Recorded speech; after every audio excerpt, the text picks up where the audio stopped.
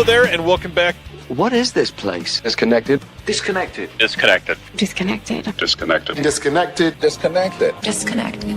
Disconnected. Disconnected. Disconnected. Disconnected. Disconnected. Disconnected. I'm starting to feel disconnected. You have reached a number that has been disconnected. Hello, and welcome back to a Not Thursday.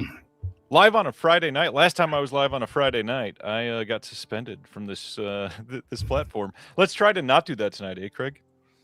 I can't promise I won't flash my titties. Well, that might get us some tips.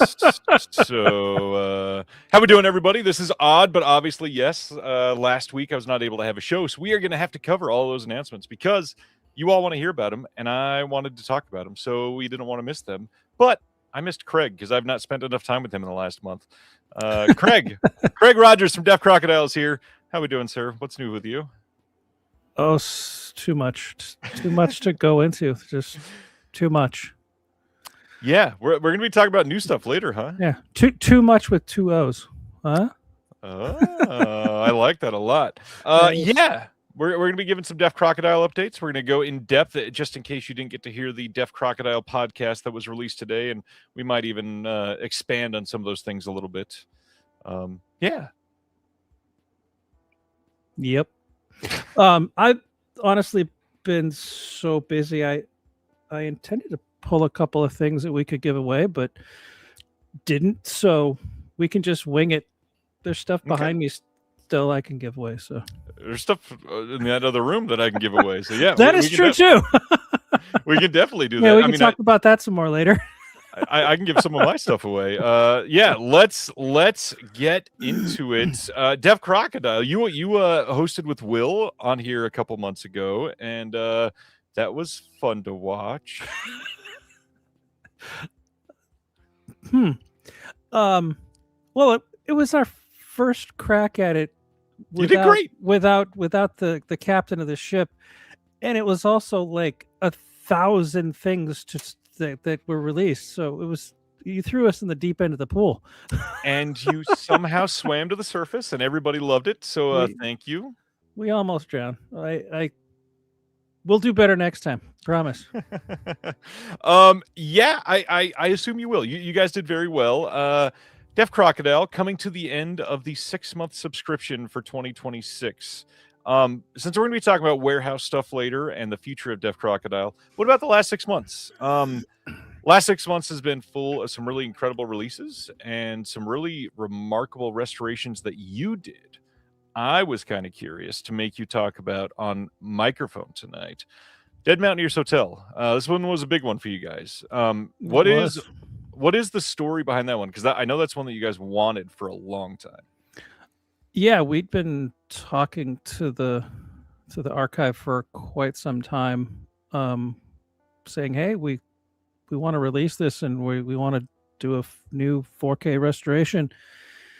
And they kept telling us that they had plans to do a restoration, and they were going to try and get some grants or some government money or some funds.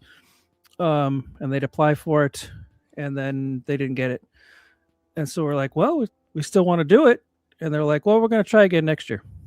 So the next year would come, and they, applied for the funds and didn't get it. And so we'd be like, well, we're still very willing to do this. And they're like, oh, we're going to try again next year. Like, I think it was 3 years at least. And then finally, after 3 years of them not getting the funding they were hoping for, they're like, all right, what is it you wanted to do? So yeah, we got them to give us a new 4K scan from their IP. Yeah. And then did a full 4K HDR restoration on that. And it turned out really nice. Like, it's a phenomenal film. Yeah, I'm very happy with how it turned out. Took a lot of time, and then the time I had to work on it was abruptly shortened when it was announced it would debut at the Berlin Film Festival, which just basically took a month away from me. Right. So, um, yeah, it was a rough one in that I had a very compressed time period to get it done in.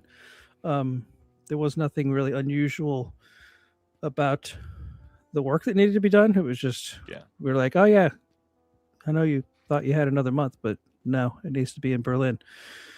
So got it done. Who needs sleep? You understand that. A little bit. We had somebody comment. Mozart's Ghost says, "Hope you sold a lot of them. Not as much as we had hoped for. I got to be honest. I'm We kind did- of We ordered. I mean, we went all in. We did 4K. We did Dolby Vision HDR. Yeah. We ordered extra, thinking this is going to be our biggest seller. And far too many people, I think, were just like, well, I bought that German Blu-ray. And I was like, all right, well, since when do people not just immediately upgrade to the new 4K? right. Especially when it looks better. Like I've seen the German.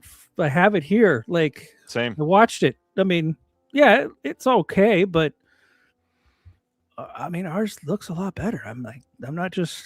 I mean, we started with a better element. Like they put out the Blu-ray from the HD master that we were offered and turned down, because I saw it and I was like, it's not bad, but if you have the elements, Right. let's do a new restoration.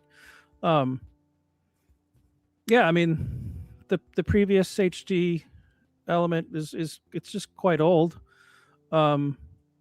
It's over sharpened, and I don't know. I think everything about our release is better than that one. So It is. I mean, I'm not. I don't like saying things like that, or I don't want to make it sound like I'm putting down somebody else's product. It's just objectively, yeah, this version is better. Don't worry, Camera Obscura is not watching the show tonight. I can guarantee that. Yeah, I mean, I had the media book that came out in Germany as well. It looked good. It compelled me enough to want to work pretty heavily on the movie as much as I could with you. I've been trying to push for it because the movie is great. For those that have never seen it, it is bafflingly unique in so many different ways. I mean, the way it was shot, the colors in this film are wild. The story itself is one of those that you're definitely expecting something else, and then it is not what you really see going into it. It is fun. It is certainly well acted. It is well directed. The biggest thing, though, the general blocking of the film. My favorite shot in this movie, I've already talked about like 6 times on the show, but there's one scene where they are filming across, like through a hallway, across a courtyard, through another hallway, and into a room. And then in a couple of those moments, you see people walking in the hallways, but they're going after somebody in that far room. And it is, first off, it should not look as good as it does. And then second, they actually pull it off. It's all in focus. Everything that they're trying to pull your eyes towards works well. And the architecture of the hotel is like a tool in that moment. And it is gorgeous. Yeah, there's a lot of very cool shots in that film. It's very simple, but there's one where he like falls down the stairs and he's laying on the floor and his face is just like inches away from the camera lens, and then the shadowy figure like runs by behind him, and it's like, oh, that's such a cool looking shot. It's a great movie. I encourage anyone who hasn't bought it, any version of it, this is a pretty, if you like crime mystery, I don't know, it's got a hint of sci-fi, but it's not a sci-fi movie. And it's got that kind of Italian giallo kind of vibe to it, even though it's not that. But if you like all that kind of stuff, like, this is an easy blind buy. Just, you're gonna like it. Yeah. So other things that we've had in the last 6 months, because you have put out a pretty astonishing 6 months worth of titles, and yes, a lot of labels will continue to say these are the best 6 months or the largest 6 months or whatever you're going to say about that one. The last 6 months at Deaf Crocodile have been truly a lot. And then we already said today on the podcast coming out that the next 6 months, starting in July, easily is going to eclipse probably every other 6-month period Deaf Crocodile's had. So the first half of 2026, how do you sum it up, and how do you feel about it? Honest to God, I'm so busy with what I'm doing day to day. I can't remember the last 6 months. Let's run it down. If you run down the titles, I can give you some comments. White Son of the Desert, Krakatoa, that was in January. Song of the Miraculous Hind, 4K, God, that and was Air High, White's February. Son and Krakatoa was January. That, honest to God, feels like yesterday. Well, you say that, and while I read that this morning, I went, that was this year? That felt like 9 months ago somehow. It all just blends together. Yeah. Well, White Son of the Desert is just, I love Westerns, and it's, it's like a spaghetti Western, except it's Russian instead of Italian. Some of the tropes that, if you love spaghetti Westerns, there's little things that about them that you're going to love that they're in this film. And then Krakatoa is just I don't even know how to explain it. It's such an amazing film. Really, that one's much more sci-fi.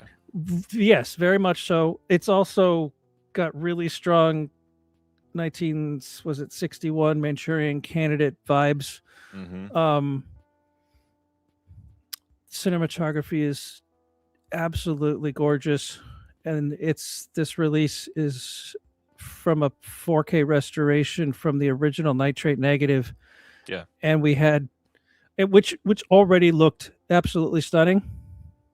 Gave that master to our colorist Tyler Fagerstrom, and he did his Dolby Vision HDR magic. And he and I have done enough of them now where he kind of knows not to push things too far, because I don't like that. Yeah. And so I was watching, looking through what he had sent me, and I was thinking, I'm like, it still looks beautiful. And then, but when I pulled up the before and after side by side, I was like, oh, that's astonishingly better.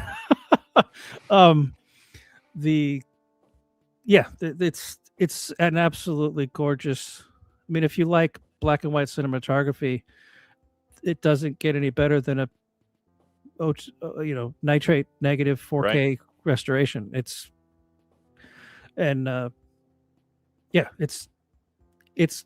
visually amazing, and then just the movie itself is a blast. It's non-linear, it's surreal. It's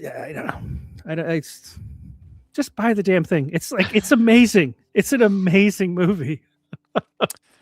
February, Song of the Miraculous Hind, 4K and Hair High. Song of the Miraculous Hind is a more compacted film from Marcel Yankovic. Well, yeah. I mean, the Tragedy of Man. He, took on trying to tell all of human history from the creation of the universe all the way through into the future, and tried to cover all of it. And it's kind of astonishing. Song of the Miraculous Hind is basically kind of the same thing, but focused on the history of Hungary. And it wasn't meant to be a feature, in theaters film. It's more of a educational film. But it's still Marcel Jankovic animation, and it's incredible. And there's no harm in learning. Like, I find history of anything fascinating. So you get to learn the history of Hungary through Jankovic's animation. Like, what's not to love? And that's also another brand new 4K restoration that we took that master, gave it to our master, Tyler Fagerstrom again. And he gave it the HDR Dolby Vision treatment. And it's just gorgeous.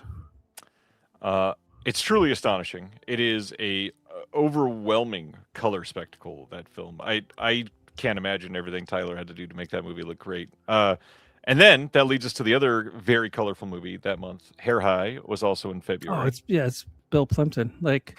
And I mean, I've been reading some reviews online that for our Bill Plimpton releases, and I totally get, it just totally turns off some people. Right. But I'm a weirdo and I absolutely love it. So,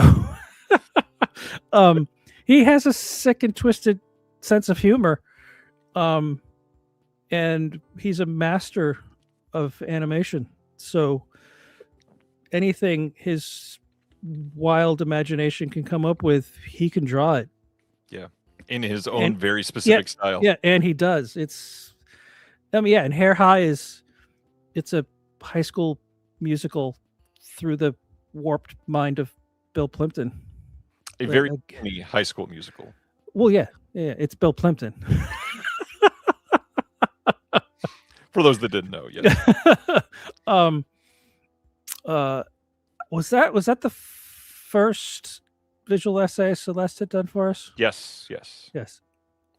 First at bat, knocked it out of the park. Agreed. Love that visual essay. She did such a fantastic job. So I mean, I'm biased. I love all of these releases because, that's one of the great things about kind of having your own company. Yeah. Is I don't have to work on films I don't like. That's true. That is so true. If Dennis or I don't like it, we don't put it out. Exactly.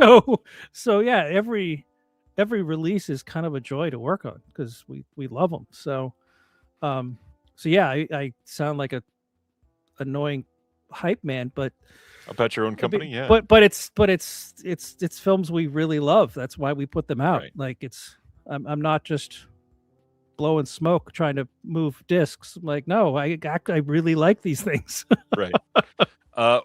February was those two. March was Dead Mountaineers Hotel. We already talked about that one quite a bit. And then let's take a break from the titles. Michael Morales is saying, I'm a bit confused about the Deaf Crocodile membership. Is it not a subscription? And this is where I think you've got one of the better setups in the boutique game right now. I do understand it's a little confusing, though. It is a little bit, yeah. We haven't come up with a more elegant solution yet, but it's rattling around the back of our minds. How could we make this easier? Right. Subscriptions will just get you every title, the limited edition every month.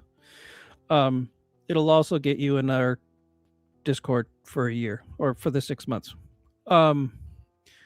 The membership, depending on the tier you purchase, you'll get at bare minimum at the lowest tier, it costs $50, but we immediately give you $50 store credit. So it's essentially free to join. And that gets you access to the Discord, which is fantastic fun. I only knew Discord from trying to use it to play video games, and I'm a old bastard and couldn't figure it out and hated it. But then I joined your channel on Discord. I'm like, oh, this is great. There's people always here. Yeah, there's always someone to talk to about movies. So we're like, oh shit, we should create our own Discord for Deaf Crocodile. Yeah. And so that's so being a member also gives you access to, there's a members only page on our website. And we have some merch, we have some special items that we'll get, only a limited number of, and we'll put them in there. We've had autographed books, and we've had other, we had some autographed King Stack limited editions. And we also try to hold back a small number of limited editions So when they sell out everywhere, we've got a small number that we hold just for the members only section. What am I forgetting? Anything else? In there, sometimes variants that are Right. printed Right. differently. Yep, we'll have some variant covers that'll only be for the members. Yep. Mashed potato brains, I swear to God. I get it. One of the things that we're trying to do soon is possibly some either like live streaming a film through the Discord and maybe doing like a talkback Yes. with one of us surrounding it, or somebody involved with the film or the restoration or something, and be able to put that for the members and subscribers only. live streaming watching one of our films would be a lot of fun. I'd especially kind of love to do something like that on a thing we're restoring, like a work in progress.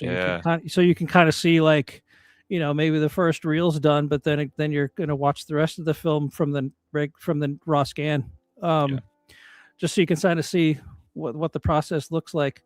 That's also just a matter of we need to find more than 24 hours in a day. Yeah, it is so true. And what I was going to say that I forgot on is we try to have a membership tier that coincidentally gets you a store credit equal to the amount that a subscription would cost you. Right. So you end up getting a discount on the subscription if you buy the membership, use that credit to buy the subscription, and then you get all the benefits and you save a little money. So the tiers that he's talking about, the $50 tier gets you $50 in credit. So again, you become a member immediately without literally spending any of the money. You have $50 to spend on the site. So if you're going to spend it anyways, may as well do that. The second tier is $150, and you get $175 credit for the store.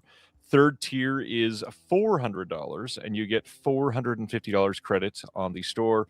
And then the big boy, $1,000, and you get $1,200 credit in the store, which discount gets better and better the more you go up on the tiers, of course. That highest level gets you the Discord for life as well. Yeah, most of the others are for a year. Yeah. So yeah, they are truly worth your time. You get access to a big community of people that love Deaf Crocodile and other films like this. It is a really interesting time. So yeah, hopefully that explains the difference with the membership. You get the store credit. You can choose the titles you want. If you're only into, say, animation and you didn't really want to go after the other ones, you can become a member and just buy the animation with the store credit that you pay for. But best way obviously is to subscribe, especially going at that third tier where you get basically the exact amount of money for the subscription. So I see a question there about Romeo is bleeding. All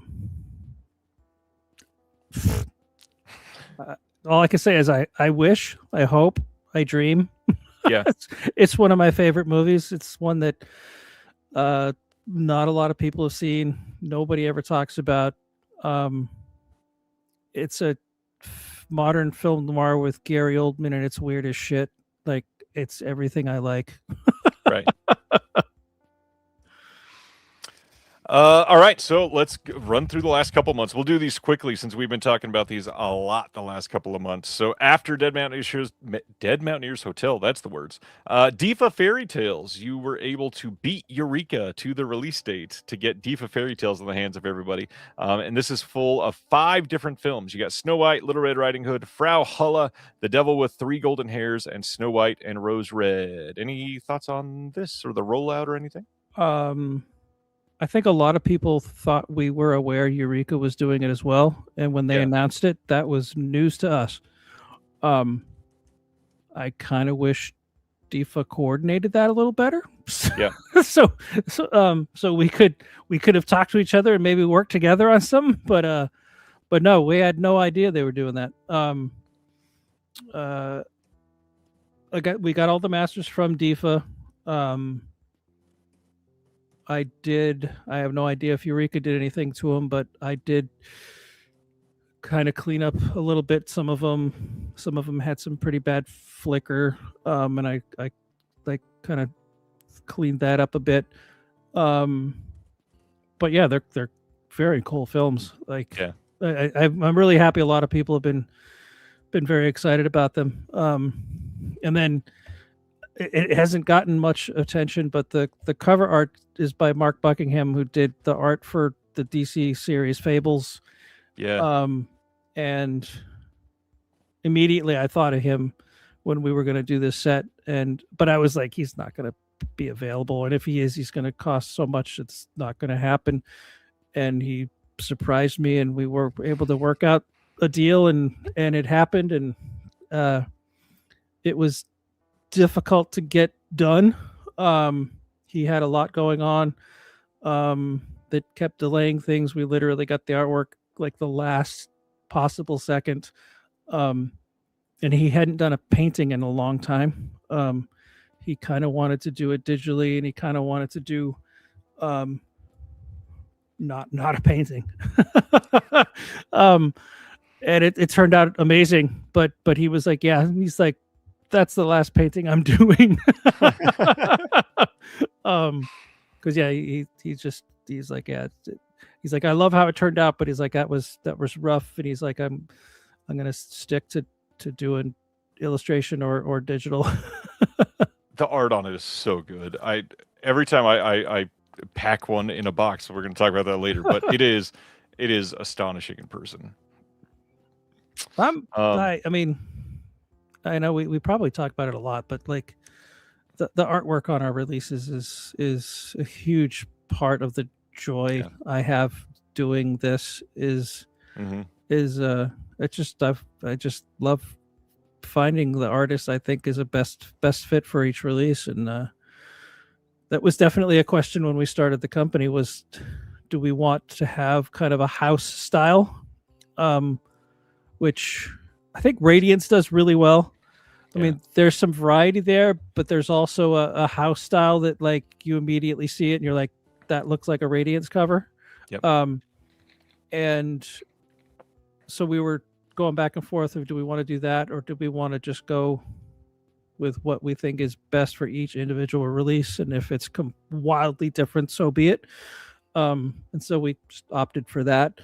Kind of glad we did, but at the same time, like, there's certainly Radiance is proving going with a house style works as well, because their covers are stunning. Agreed. Speaking of stunning covers, how about Mr. Brian Level's work on this month's Black Rabbit, White Rabbit, which is shipping now? Very MC Escher type of cover on this one. It is beautiful. Yeah, that was the MC Escher was my idea, because I just know that Sharam, the director, is a huge fan. And also, there's an Escher drawing. There's an Easter egg in the background in the new film. Like he's a big Escher fan, and with the title Black Rabbit, White Rabbit, I immediately made me think of the Escher drawings he did with the doves, the black and white doves. So I called Brian. I'm like, hey, got an idea for a cover. Can you do an MC Escher drawing? He's like, yeah, sure, no problem. And so yeah, he really kind of struggled with it for a while, and he's like, it's not perfect. It's not, what Escher did. I'm like, it doesn't have to be exactly Escher. It just, we just want people to like immediately recognize it. Right. It's inspired by Escher. And he's like, all right. And then so then that was the only input I had to it. The rest of it's all Brian, and such a great cover. It is. It really is.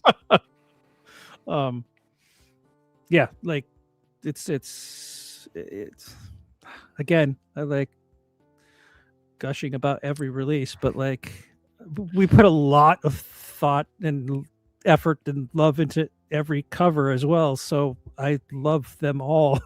Yeah, it's also a truly great movie, and everybody should see it. If you get a chance, we are actually playing it in a bunch of theaters across the U.S. right now, and you should seek that out, because that's not an opportunity that a lot of these theaters get a lot of times. This isn't the kind of movie that gets a big rollout, and we are pushing as much as we can. It's a rough time for films like these. They easily get overlooked, and it's hard, especially for an Iranian filmmaker. it's a sensitive 2026, eh? It is also a bummer that he had planned to be here in the U.S. so he could attend different screenings and do Q&As, and Trump fucked that all up for us. It's true.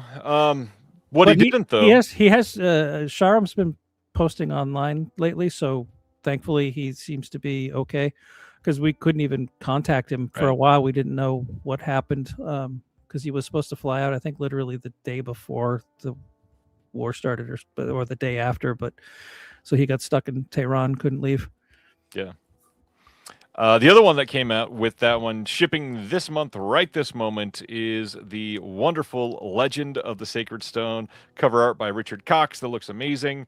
This is a very interesting Budokai glove puppet movie, and if that is not enough to make you go, I at least need to see a trailer, you should probably order it, because it is remarkable and so unique. It is kind of wild that, like, it's glove puppets, because it does not look doesn't like... No, I'm like, well, where are the puppeteers? Like, it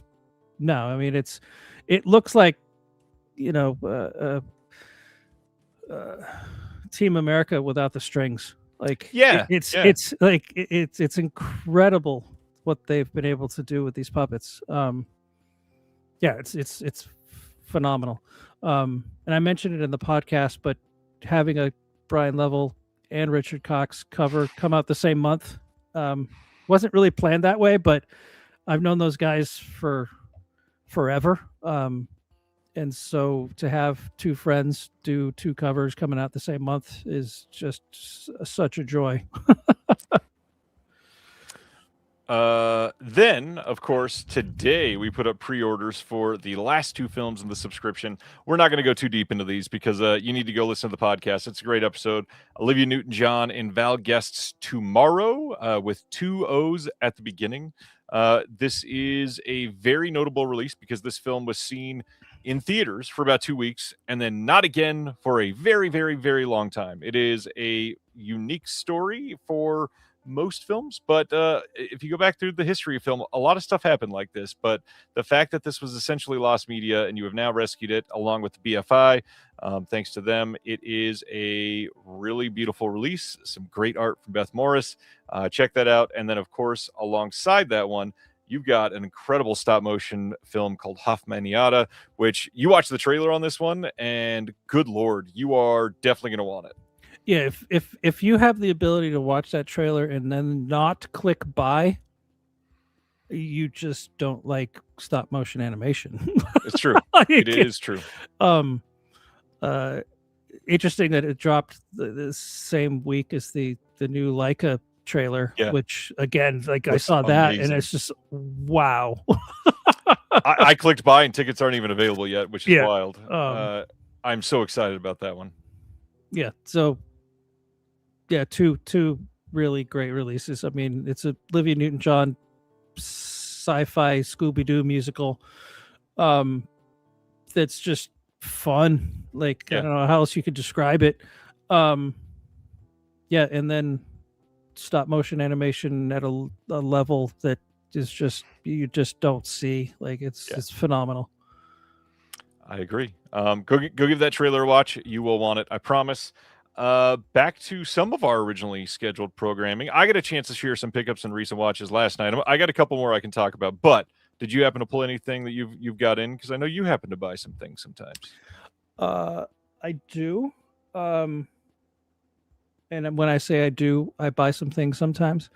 As I was telling you just before the show started, I was reenacting the scene from Goodfellas at the end of the movie, where Ray Liotta is frantically trying to do 10 things at once and then plop down in front of this seat at like 6:28.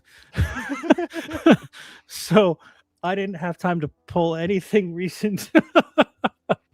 Well, I wanted to highlight three films that we don't talk about. Not three films, three companies that we don't talk about very often. One of them, Mr. Terry East, is watching right now, and I know this is one of his favorites, and I had always wanted to own a copy of this, and Strand Releasing put out a new version of it, and I said, well, I mean, I should probably get it. So I got Psycho Beach Party in finally. This is a classic. Love me some Strand releasing. Yeah, I've heard of that, and I've not seen that one myself yet. I should grab that. Then I think this is only my first or second from the new Anchor Bay. I like fake Anchor Bay. Like, I don't really understand. This is somebody that essentially bought the trademark to be able to call themselves Anchor Bay, is what it sounds like, and that alone. I was like, why would you do that? Yeah, it's like they want to ride off of the reputation of something that's not them. That has a bad reputation.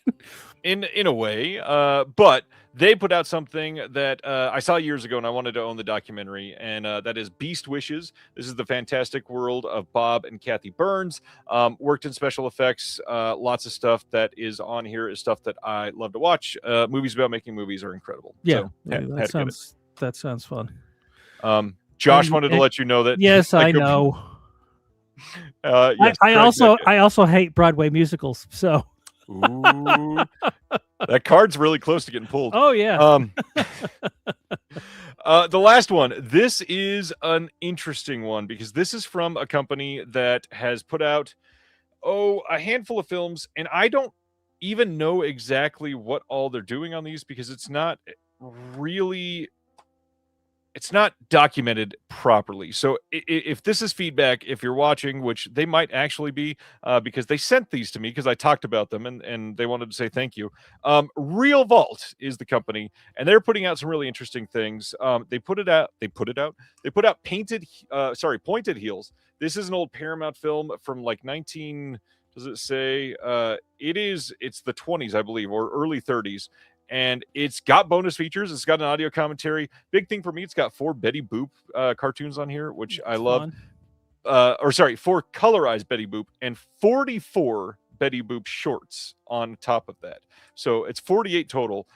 What's odd, though, is that they are putting these out, and as I make the claim, I want to verify. Yes, these are BDRs. These are not pressed discs. And a BDR with 48 shorts on top of a film that is 376 minutes long. Either that or that's the whole length of the disc. And if that's the case, you should probably annotate that slightly differently on here. That's a lot of content on a burn disc. That is a lot of content on a not burn disc. It is, right. But the other film that they put out this month is the one that I really wanted. And this movie is wild. And if you like any of the cheesy, like, how the hell did these people even come up with the idea to make this movie? They released King Kung Fu. That cover might tell you what this is maybe leaning towards, but it says restored from a new 4K scan, and it looks decent. It's not an incredible restoration. I'm not like saving a list for this on the Shelf Shock Rewind Awards, but this is the unforgettable story of a Chinese gorilla who knew karate. Raised as a lifelong house pet of Al Feng Ku, a Chinese karate master, the gorilla uses kung fu to attack and defeat the master during a lesson. Embarrassed, the master gives him to the United States as a friendly gesture, where he is displayed in Wichita, Kansas, of all places. As a publicity stunt, the gorilla King Kung Fu is set free, and the police captain J.W. Duke, bearing a remarkable resemblance to a certain famous Western star, and his first officer, Pilgrim, get involved in an extensive chase to recover him, along with love interest Ray Fay and the rest of the town. The comedy and suspense continues until the girl and the gorilla end up on the tallest building in Wichita, the Holiday Inn, full of cliche spoofs and a cast of memorable characters the whole family will love. It is a really fun movie. Check it out. It is worth watching. Decent price on Amazon. Give it a watch if you're into it. That does sound just stupid enough that I might find it entertaining. It is genuinely entertaining. But yes, I agree. Craig did not appear to be having it. Speaking of not having it, you don't have a lot of time. I have resting, not having it face. It's true. How about watching things? We've not talked about much with you as far as watching things, and you've gotten a chance to watch a few things this year. Yeah, let me I love that I say this year and it's May 15th. Hey, if I don't think I average, I don't think I break 12 a year usually. So, And yet you probably saw Dead Mountaineers Hotel, I don't know, 84 times this year. yeah, I did see a few good movies recently. Yeah, last one I watched was the Criterion release of The Long Good Friday, which Great. I had never seen before. Damn, that's good. Bob Hoskins, eh? Well, you know what's crazy is like the only Bob Hoskins I knew was Roger Rabbit. Right. So it's like, and I realized that's the outlier, but Yeah. but that's the only Bob Hoskins I knew. For most people, yeah, it's true. Oh, I just loved everything about it. The weird sound design in the beginning of the film. It's like Yep. 12, 15 minutes in before anyone speaks. Yeah. Well, that's not true. People speak, but you don't hear them. I thought my system was fucked up. I'm like checking settings and stuff, and I'm like, oh no, it's the movie. But yeah, just everything about that movie, like it's weird. It took me this long to see a movie that checked every box of what I like in movies. Yeah. Bob Hoskins' performance just clearly influenced. Yep. That show. She- No, Oh, the are you HBO. talking about The Wire? Is that the one you're talking about? No. Which one? I see. I thought you were going towards Goodfellas. No. Oh my God! Someone in the chat help me out here. Sopranos. Okay. I just James Gandolfini. Yeah, James Gandolfini in The Sopranos. Like, I just felt like, oh, like he must have been a fan of this because it's such a not cliche portrait of a mob boss. Like, right. Like he's very humanized. Just gabagool. Oh, CPAP made me break immediately. Yeah, like so. Yeah, I just loved everything about it. It was glad. so good. Before that, I watched In the Mouth of Madness, new 4K disc. I saw this in the theater when it came out, and I remember being like, liked it more this time. Sam Neill is so good in that movie. Isn't he? Kind of always is, though, right? Like, yep. I see my note here in Letterboxd. The Metallica wannabe Metallica theme song was just kind of silly. Didn't fit the movie either. I didn't think like it was just seemed really out of place. Southern Comfort, watch that. Not what I was expecting. Kind of liked it, but I gave it three stars. It was like, okay. I liked it, didn't hate it, didn't love it, liked it. One False Move, another film that's been on my I should see this list forever. Again, not at all what I was expecting. Really surprised. I had no idea Billy Bob Thornton wrote it. I know he, writing, he done Sling Blade. So I knew he was a writer, but I didn't realize he wrote this. Again, a lot of I really enjoyed it. I liked that it wasn't what I thought it was going to be. I always enjoy that, being surprised. What else? Anything else? Oh yeah, this is the one that you're like, oh, people are going to hate you for this. I did not like The Fog. I'm sorry. I mean, I don't think people are going to hate you. To me, I've never loved it compared to the rest of his stuff. It's always been lower tier. I at least like it. I mean, there were aspects of it I liked, but overall, it just felt just too stupid. Yeah. People did stupid things. Things didn't make sense. Like, the older I get, my tolerance level for bad writing it just gets smaller and smaller and smaller. Right. And I was just like, well, that doesn't make any sense. And that doesn't make any sense. And Of why course. did the character do that? I'm like, there's too much of that in the fog. Yeah, it's true. And I think this has been, in general, my reason that horror films aren't my favorite genre is I just feel that there's a built-in audience that I think a lot of filmmakers realize I don't have to try that hard. It's true. Like they'll let it go. The fans will let it slide, and so they don't bother, making it make sense. Yeah. So if I see a horror film that isn't a cliche and isn't full of things that don't make sense, and then I really love it.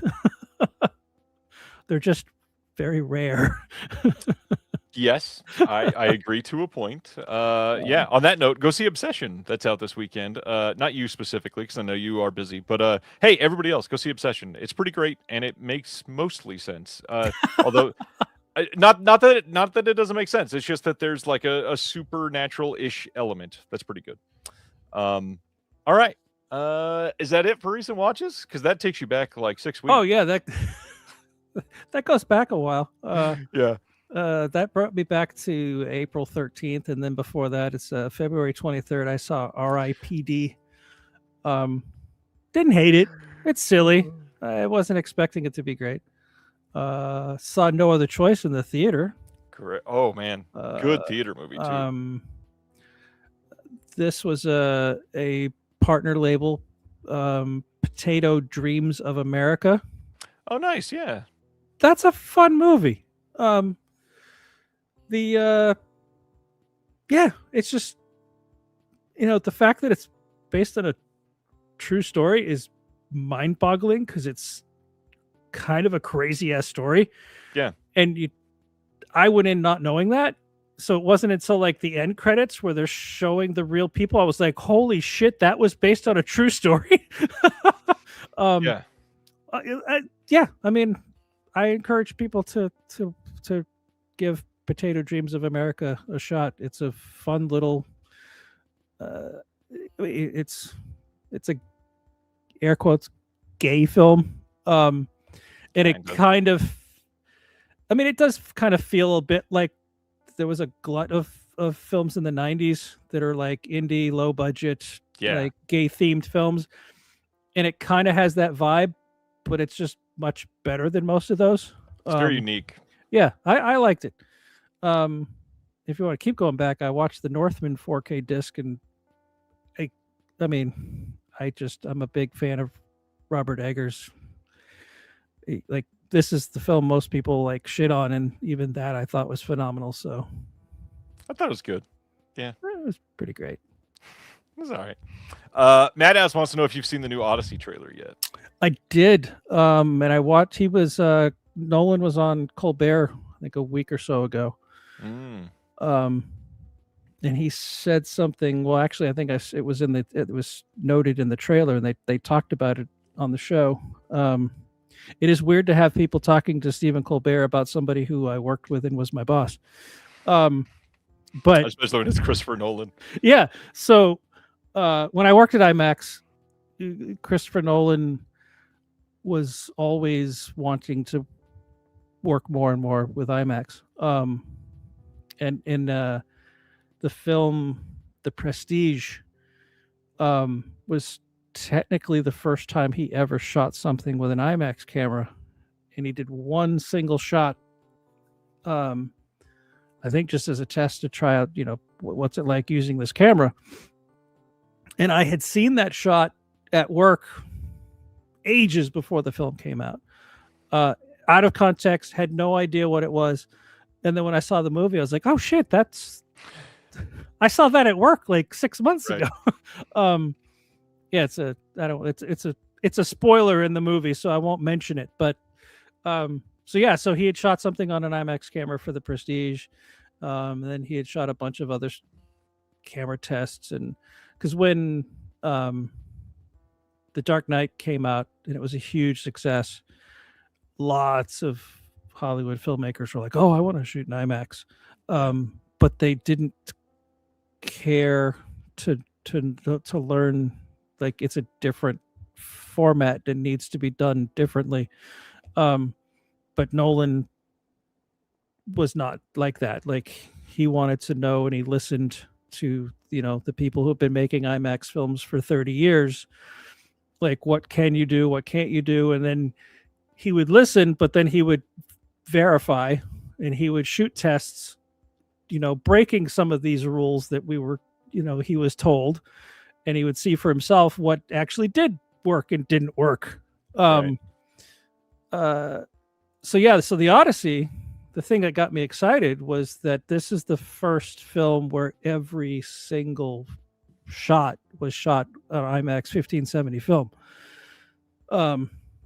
As Mozart Ghost points out, the reason he was able to do that is because IMAX designed a new camera and housing that made able to record sound on set. So the entire film is 1570. Like, it'll be worth the drive to find a place showing it in proper IMAX 15 perf 70 millimeter film, because it will be friggin' mind blowing. I can't wait. I mean, Universal City Walk I'm sure will be showing it, so I will definitely get my tickets purchased to see it there. The person he mentioned, my boss, was David Keeley at IMAX. I'm a little worried. David Keeley was not the nicest person to work for. Mm-hmm. But at the same time, he knew his shit, and he was the buck stopped with him with quality control. This will be the first release that David's not overseeing the quality control, because David died a few months ago. That's right. So I hope things go smoothly and are at the level that David always insisted they would be. But it should be phenomenal to see in 1570. I will reiterate that here in Kansas City, we just had Screenland Armor install a 35 millimeter projector again after they 15 years ago had to do a crowdfund to be able to take a projector out and switch over to digital. And they have grown so much that now they were able to get that back. And all of their screenings so far that have been on film, no matter what it is, have sold out damn near immediately. They did, I think, Vertigo back-to-back on 70 millimeter like 2 weekends ago. Both screenings sold out in like 24 minutes total. And in Kansas City, to understand that is a big theater, first of all, and that they sold out in 24 minutes, and it's not like a brand new, super hyped movie. They were hungry for it here, and I'm so stoked that they're bringing it here. That is awesome. I mean, as much as I was raving that people should go see the Odyssey in 1570 film, that's because 1570 film is a unicorn. There isn't another format like it. It's the gold standard of image quality. I can't say the same for 35. Like, I don't quite understand the obsession with seeing 35 on film, because it's dirty and scratched and flickers, and like all of the stuff I work my ass off cleaning up, people pay extra to go see it. It'll line up for it, yeah. So yeah, it's a weird thing for me. I get it. I fully get it. But people love it. What are you gonna do? It's true. People also love that watch this channel. Physical media. We should probably cover announcements now that it's been 55 minutes. Yeah, we've been jibber-jabbing for an hour. And we got at least an hour to discuss a warehouse move afterwards. So hang out for that. And we're going to be talking about a lot of fun stories from the last couple of weeks. So let's break into everything. Reminder again, these are announcements. I can't believe we have to do this from 2 weeks ago, because I was locked up last week from YouTube, and there's a lot of movies here that I like, and I didn't want to miss talking about them. And Will is traveling tonight. I wanted Will to come back on with both of us, but he's going to be doing a convention this weekend for Severin, so he is out of town, and unfortunately, Craig and I will have to make bad jokes in his stead. We'll see, maybe. You've got a lot of dad jokes in you. I think we can rely on you to hold it up. I felt bad after a couple days of being around you because it was flowing. I can admit to that. Yeah. It was pretty. I was like, all right, you're a dad. all time. All right, let's break into this. We started off a couple weeks ago with Imprint. They are putting out on June 24th a Blu-ray box set of Shaw Brothers Horror Volume 3 already. This covers 1980 to 1982. This is available for pre-order now. This has Hex from 1980, Hex versus Witchcraft from 1980 as well, and then Hex After Hex from 1982. These are revenge horror comedies. These have been released on Blu-ray a couple times elsewhere. 88 Films has done it. We got some extras on here that are mostly going to be archival. Not much new as far as I can see, other than a new audio commentary by Arna Venema and Dom Ting. Good people. Love you, Arna. Yeah, Shaw Brothers. I don't know about your history. Have you watched anything with Shaw Brothers before at all? I'm going to expose my ignorance here. They did the early Bruce Lee stuff, right? I Or is that think Golden most Harvest? of that was Golden Harvest. All right. See, like I said, I don't know the genre very well. I do enjoy the stuff I've seen, but I'm not familiar with these films. But you said revenge, and I do love me a good revenge movie. Yes. Yeah. These don't scream Craig to me, but maybe. All right. Let's go to our next one. The same day, they are putting out Shawshock Volume 4. This is going to be coming out on June 24th. This one a little more odd. It is a mix of 4K and Blu-ray. So we got a 4K of Hell Has No Boundary from 1982. We've got a Blu-ray of Bewitched from 1981. We got a Blu-ray of Human Lanterns from 1982. And yes, just like Robert said, the last one, Shawshock Volume 3, those were in the Shawscope Volume 4 from Arrow. And I believe most of these have been in Arrow and 88 Films releases so far. In fact, I think all of them have been. So for just people after the films, not a lot of reason to pick these up, probably.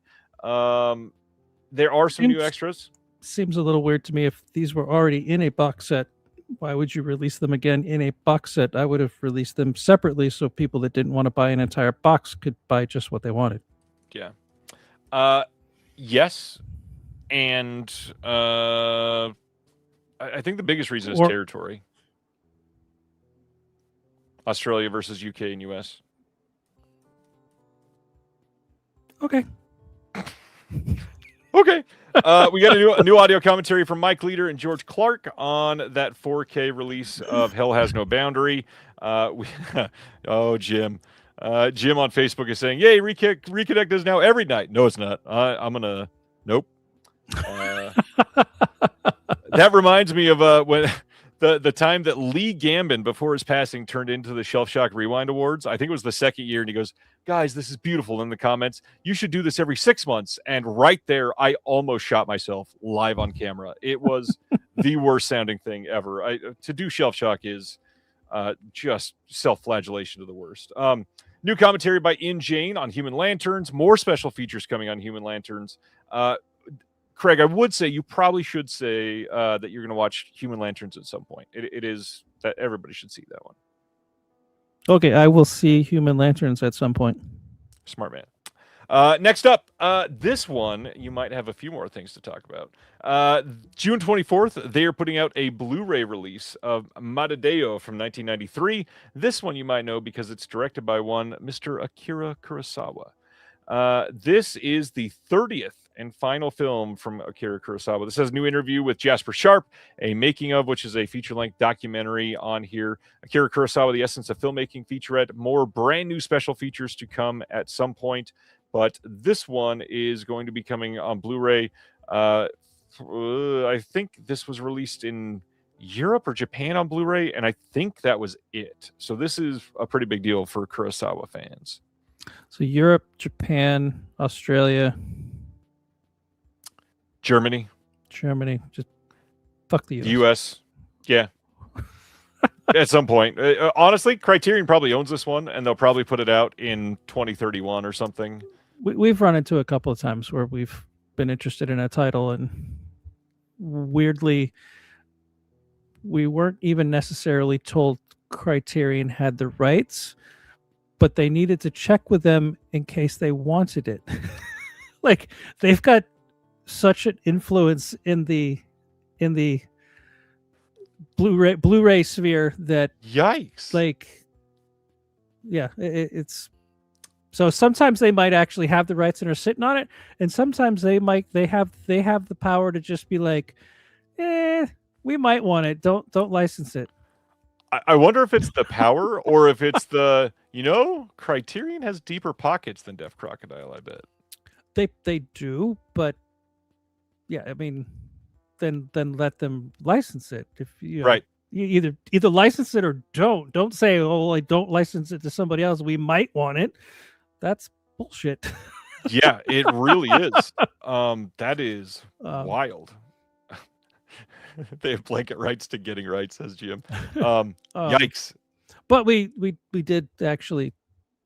That said, there was a film that was under the Criterion umbrella that we yanked away. So, don't ask Dennis about it.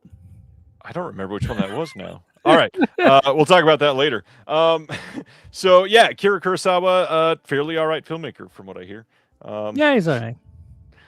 Next up, Eureka. This is one I had heard of, and I've wanted to see. This is the first time this has ever been released on Blu-ray. This is coming on Blu-ray from Imprint as well, June 24th. Yes, Imprint putting out a film called Eureka. Yeah, I was yes. going to say that Eureka slipped on the banana peel here. The joke is Eureka should now release a film called Imprint, blah, blah, blah. So, yeah, first time anywhere in the world on Blu-ray, and this is an epic Japanese drama running at almost 3.5 hours and almost entirely in sepia tone. Eureka from the year 2000 is a haunting and meditative journey that explores trauma and the reality of living as a survivor. This is supposedly great. It's got a new featurette by Jasper Sharp and Jim O'Rourke discussing the film. We get a new featurette called A Trauma Bond. Yale Japanese film scholar Aaron Garreau on Eureka. Aaron is great at what he does. Worked with him on some of those Obayashi titles over at Cult Epics. And I've never seen this. Have you seen this? Because, man, it sounds great. I have not, but I don't know. I felt like the perfect survivor guilt film was already made with Godzilla -1. It's pretty good. That's pretty good. And this one, I bet, does not have a giant monster. So. Right. So I'm like, if I want a great movie about survivor's guilt, and you can have one with a giant monster and one without a giant monster. I mean, I've never seen this, so I'm not shitting on it. It's probably amazing, but I still would prefer the giant monster. So, not that we're not going to take a lot of side roads tonight. I know that we are, but how hyped are you for Godzilla -0? I haven't had time to get hyped, but I will definitely enjoy it when it comes out. I cannot wait, man. I am so eager to take my kids to that one. I mean, -1 was one of the biggest surprise films like I've seen in a long time. Like, it was so goddamn good. Like, you could have taken the Godzilla out of it and it would have probably been Eureka. Like, it's probably an amazing movie about survivor's guilt. But they decided to put the monster in it. So yeah. Incredible. Yeah. All right. Next, on the same day, Imprint is also releasing Face to Face. This is a Stephen Fung film starring in this. It is a disturbing horror thriller from the director Casey Chan, adapted from a novel by famous writer Edogawa Rampo. It says a man dies in a skiing accident only for his best friend to marry his wife and inherit his fortune. Supernatural hijinks ensue. This is from 2002 and also a first time on Blu-ray ever. This is going to have a new audio commentary by the authors of The Midnight Eye Guide to New Japanese Film, Jasper Sharp and Tom Mess. That is a pretty killer 1-2 punch on a commentary. The audio is getting finalized, but that looks like all they're doing for special features. I have never seen this, and it looks fun. Is Jasper Sharp the only person that can speak about Japanese films? He is not. Tom Mess can as well. And that cover art screams hijinks. It does. It really does. They were not going for serious there. Not even a little bit. And yes, Josh is right. This feels like one that they got in a package deal, and I hope it's decent. All right, it's time for some Vinegar Syndrome stuff. This is going to be fun. So on 4K, they are releasing the film Explorers by Joe Dante. This is the VSU for the halfway to Black Friday sale that is launching this upcoming Thursday night into Friday. It is at midnight Eastern, so get ready for that one. On this set, we've got a 3-disc set. It's newly scanned and restored in 4K from the original camera negative.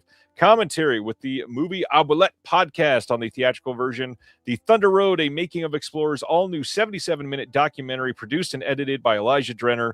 I love Elijah. He's great. Exclusive for this release, featuring new interviews with the director Joe Dante, screenwriter Eric Luke, the producer Mike Fennell, second AD Carol Green, actor Robert Picardo, sound designer, like all kinds of people. It is awesome. They've got never before seen on-set interviews with Ethan Hawke, River Phoenix, and more.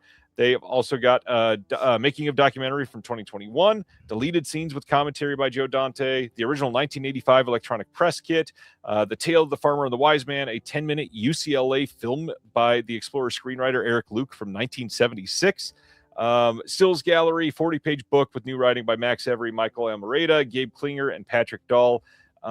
Great movie. I like this a lot. I watched it a lot as a kid. Not quite as much as I liked it when I was younger, but this is going to be expensive. So if you want it, go for it. Good luck. How do you feel about Explorers? I'm certain I saw it when I was a kid, but I don't remember it.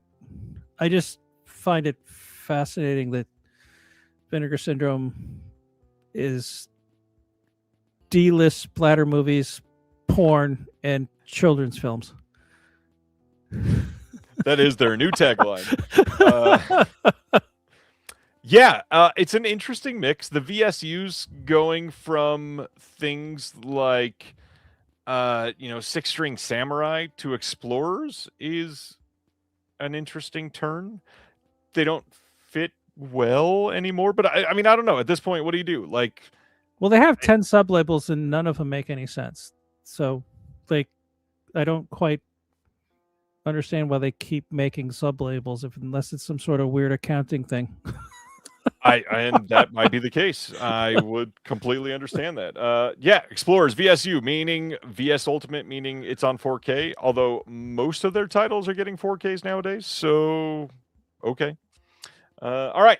Next up, they are also putting out a 4K Blu-ray dual format release of Night Watch from 1997. The front of this, not bad. That reminds me of Night Watch. What is going on with the back of this box? What is that even supposed to be? I don't know. I've seen Night Watch back in the day. I don't remember anything evocative looking like this. This doesn't even feel like art on there. Anyways, I don't want to lean too far into that, but this is twist-filled contemporary whodunit adapted from the director's own 1994 Danish film. Somebody says teeth. Somebody says Rorschach. I mean, okay. Yeah, both of those. I think they are Rorschach's teeth, maybe. That makes sense. 2-disc set. We got newly scanned, restored in 4K from the original negative. Commentary with the author, screenwriter Kelly Goodner and film historian Jim Hemphill. Interview with the co-writer, director Ole Bornedal. Interview with the casting director. Featurette with the production designer Richard Hoover and set decorator. Visual essay by Will Webb. Behind-the-scenes footage. Another 40-page book with a bunch of essays, including Alexandra Heller Nicholas. That's the first time we've said her name tonight. It'll probably come up again. I hope it does. Night Watch. Check it out. It's if I remember right, it's a decent movie. It's been a while since I've seen it. I've never seen it. That cast is incredible. Yes. I mean, it's kind of a shame that they left Brad Dourif's name off that toe tag because I love that guy. Yeah. I'm intrigued. Fun movie. Definitely worth checking out at least once. Then we get into their VSP line, or Vinegar Syndrome Presents, meaning this is something that they are having a hand in releasing for the very first time. It is a brand new contemporary film, and this is the movie Anything That Moves from 2025, being released on Blu-ray right now after the halfway to Black Friday sale that is happening. This is shot entirely on film and finished in 4K. It's got an interview with Alex Phillips. We've got an interview with Hal Baum, interview with Ginger Lynn Allen, interview with the special effects artist, interview with a whole bunch of other people. World premiere at 2025 Fantasia International Film Festival, the introduction with the Q&A. 2025 screening at the Roxy Cinema in New York, Q&A with the director and Hunter Zimmy. We've got a 20-page booklet with an essay by Brandon Strusning. Neither one of us have seen this. Does this art make you want to see it? Not at all.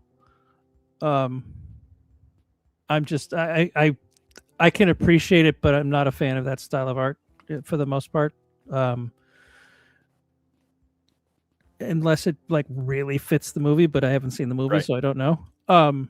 I do need to point out that I'm really loving Josh's like single sentence reviews. They're fantastic.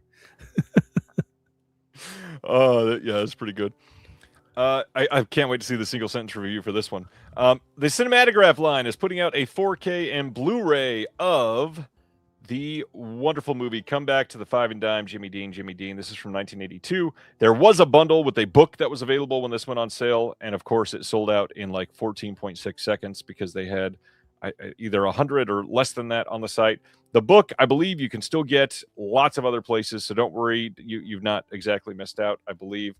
I don't think this was the only printing of it. Well, that's been the case with most of their book bundles, right? It's not in any way exclusive to they just bought a handful of the books and people get excited and buy them immediately. So this is a 2-disc set. New audio commentary by Willow Caitlin McClay, Caden Mark Gardner. We got an archival commentary by Lee Gambin. We've got a new video appreciation of the film by Isabel Sandoval. We've got a new visual essay by curator and professor Dakota Newt. That is Dakota from the Two in the Pinku podcast, Jay Dakota. Archival interview with the film editor Jason Rosenfeld. Archival interview with the production designer. 2 Turner Classic movie introductions of the film by Dave Karger with Willow Caitlin McClay and Robert Osborne with Lorenzo Soria. We've got new text essays by Elsie Fisher, writer and filmmaker Drew Burnett Gregory, the film critic Saffron Mave, and film programmer Justine Smith. How do you feel about Come Back to the Five and Dime, Jimmy Dean, Jimmy Dean? I've never heard of it. Really? I was expecting this to be a big Craig movie, actually. Maybe it is, but most of the Cinematograph releases are kind of in line with the stuff I like. But there's been a couple where I'm like, I've never even heard of that film, and this is one of them. Well, I don't think I said it out loud, so I probably should say this is a Robert Altman directed film. I've only seen a few of his films, and I can't say I'm a huge fan. Understandable. I do say it is crazy that we're getting a 4K of this before Nashville. I agree with Kurgan. Come on, Nashville. All right, let's go to the next one. What is this? Oh, Distripix and Something Weird putting out The Lustful Turk and Jezebel from 1968 and 1969. This one. Hey, Craig? This screams Vinegar Syndrome. Yeah, it fits. This looks interesting. The Lustful Turk and the Joys of Jezebel are newly restored in 4K from the original negatives, presented with their original mono soundtracks. We got 2 feature-length audio commentaries by friends of the show, Gentry Austin and Casey Scott from the Sin Syndicates podcast. We've got Honest Dave still with the show, 2003 archival documentary, double-sided artwork, a poster for this that is the Japanese one-sheet, and then a really fun-looking double feature. I got to admit, I got a soft spot for the Something Weird stuff. This looks fun.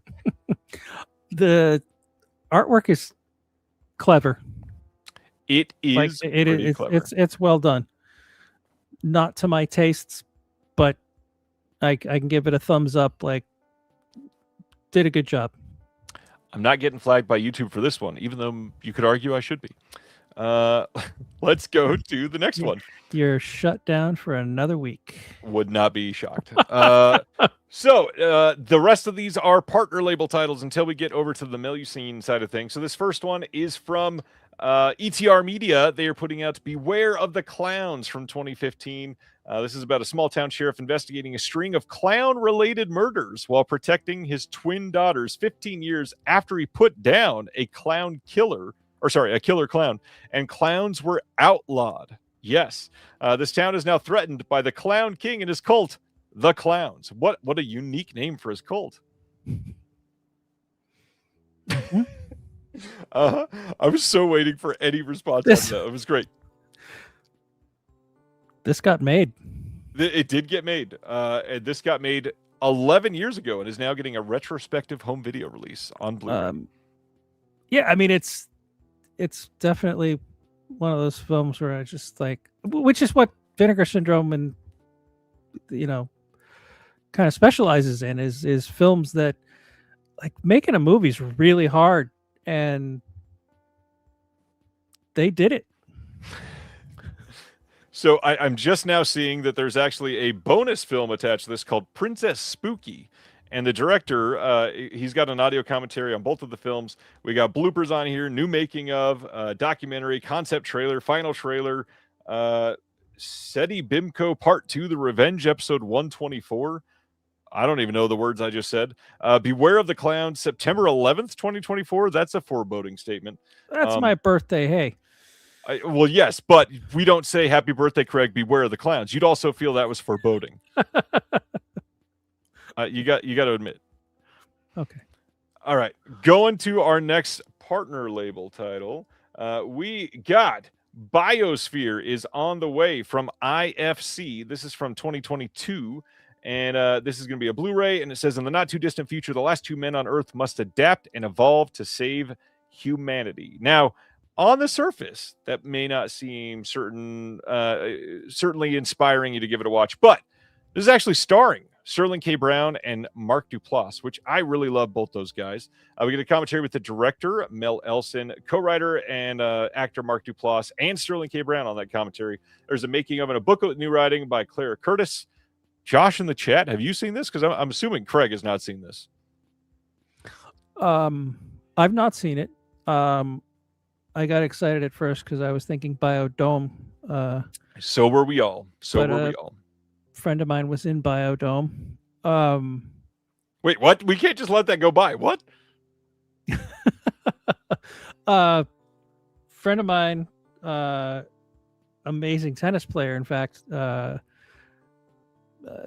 was also an actor and been in tons of stuff. Like, just, he was best known probably for his commercial work in the 80s, like some classic commercials. He's been in all of them. But he was in Biodome, and he's like, of all the films he's been in, he's like, if anybody stops me and goes, hey, were you? He's in Biodome. This is always the one. It's so funny. Biodome's fun. But this actually sounds interesting. It says the last two men on Earth, but is that implying there's nobody else? Or, I mean, they must adapt and evolve to save humanity, so it sounds like it. Well, that's going to be difficult. I don't know if they know how babies are made. Maybe they need to find a new way. They could try a lot of things. Well, Jurassic Park, get a little weird. Jurassic Park does let us know that nature finds a way. Only when they're female, though. Next up, we've got, let's see, Dark Sky Films putting out Bird Eater from 2025. Now, if you recognize this title, this was released previously by Umbrella down in Australia, so that is why you might recognize that. This is directed by Jack Clark and Jim Weir. This is a Region A locked Blu-ray commentary with the writer and director and an actor and the editor. We got an alternate ending, outtakes, deleted scenes, all that usual stuff. Pretty much the same disc, I believe, as the Umbrella one. And I already got the Umbrella. It's a pretty good movie. I would actually genuinely recommend this to a lot of people. This says a bride-to-be is invited to join her own fiance's bachelor party on a remote property in the Australian outback. Well, that's a stupid idea. Already. But as the festivities spiral into beer-soaked chaos, uncomfortable details about their relationship are exposed, and the celebration soon becomes a feral nightmare. Who could have seen that going badly? That's why it's a movie. It works. That description and that cover, though, I'm really intrigued to know hummingbirds, pills, and looks like capillaries have to do with a bachelor party going poorly. Yeah. But I'm guessing it's all in there somehow. It is, and this is a pretty good cover for it. I'm glad they're releasing it. It's a great movie. Genuinely check it out. I really like this one. Yeah. I like the cover. It's just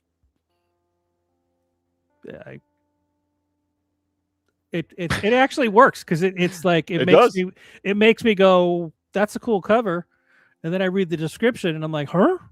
Right. Like, okay. All right. So the next one is from Shudder, as you may have just seen. This is Blood Relatives. I've not seen this one. I've heard about this one for a couple years. This came out in 2022, and it says Francis, a 115-year-old Yiddish vampire, still looks 35. He's been roaming American backroads in his beat-up muscle car for decades, keeping to himself and liking it that way. One day, a teenage kid, Jane, shows up. She says she's his daughter, and she's got the fangs to prove it. They go on the road deciding whether to sink their teeth into family life. This is directed by Noah Sagan. This is a Region A locked Blu-ray. We get a commentary with Noah Sagan and the actor Victoria Morales. Behind-the-scenes documentary and photos, deleted scenes, and 2 very short trailers, which is an odd way to set up trailers in your copy, but okay, cool. Blood Relatives. Anybody else seen this one?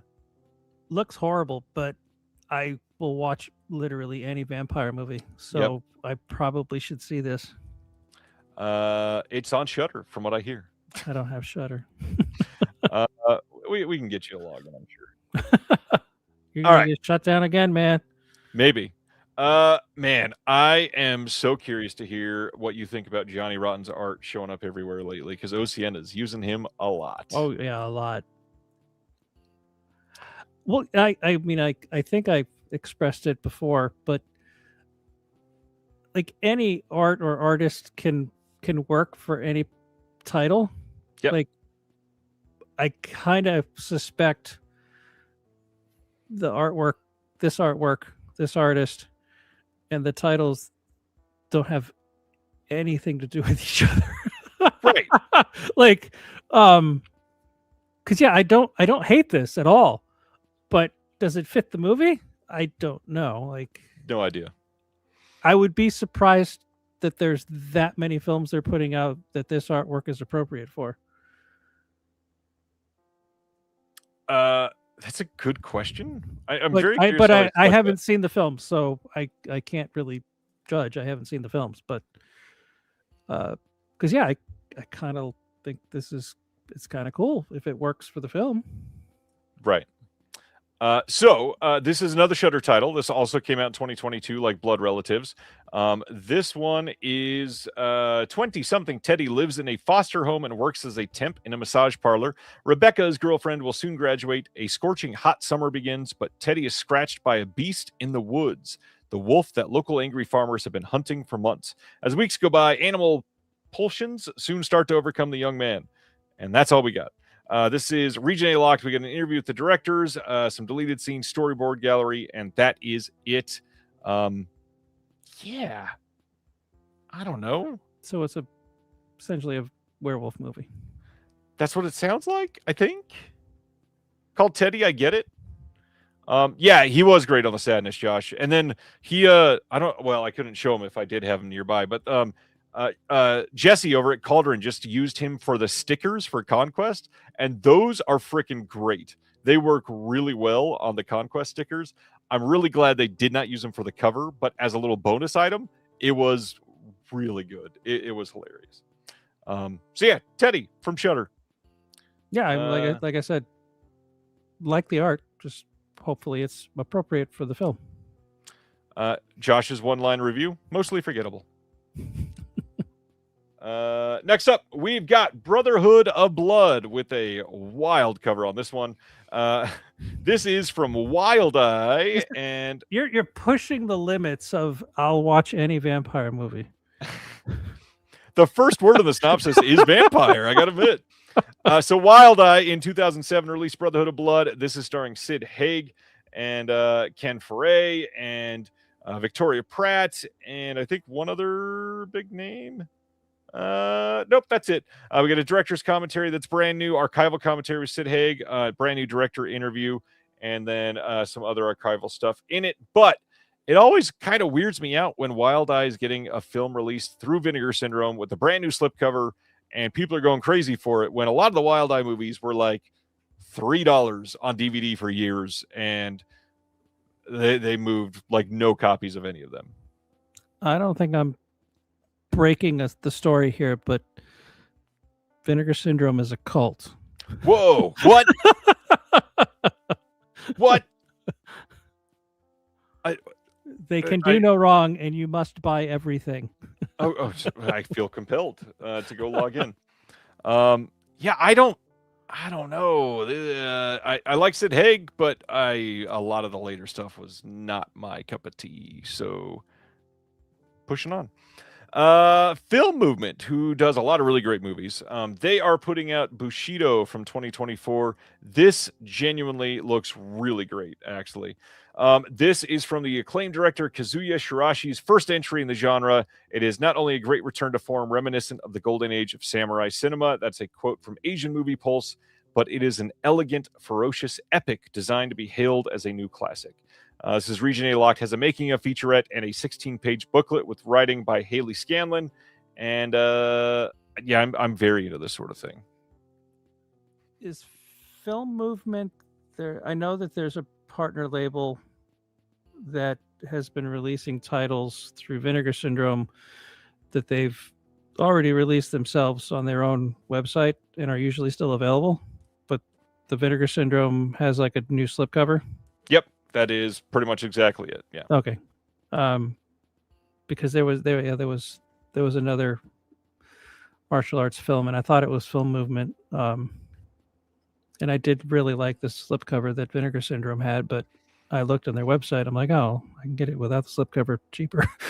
Way cheaper. And Film Movement, I don't know if they've got a special deal with Vinegar Syndrome. Film Movement has sales like a lot, like very often. They may come in like their old blue case instead of the Vinegar Syndrome case, but I mean, if you can get it for like $7 cheaper, yeah, okay. that's what I did. Right. So good stuff. Yeah, it's great cover. Next one from Film Movement is My Sunshine from 2024. Another interesting slipcover on this one. Not bad, but I like the back more than the front, I think. This one says, one winter on the Japanese island of Hokkaido, a young boy named Takuya has resigned himself to the fact that he's the worst player on his ice hockey team. While practicing, he becomes transfixed by the figure skaters who share the ice rink, particularly Sakura, a rising star from Tokyo. Her coach, Arakawa, takes an interest in Takuya, seeing himself in the young boy. He pairs the two up and trains them as a competitive ice dancing duo. Although tentative with each other at first, the kids eventually grow closer and form a deep bond with their supportive coach.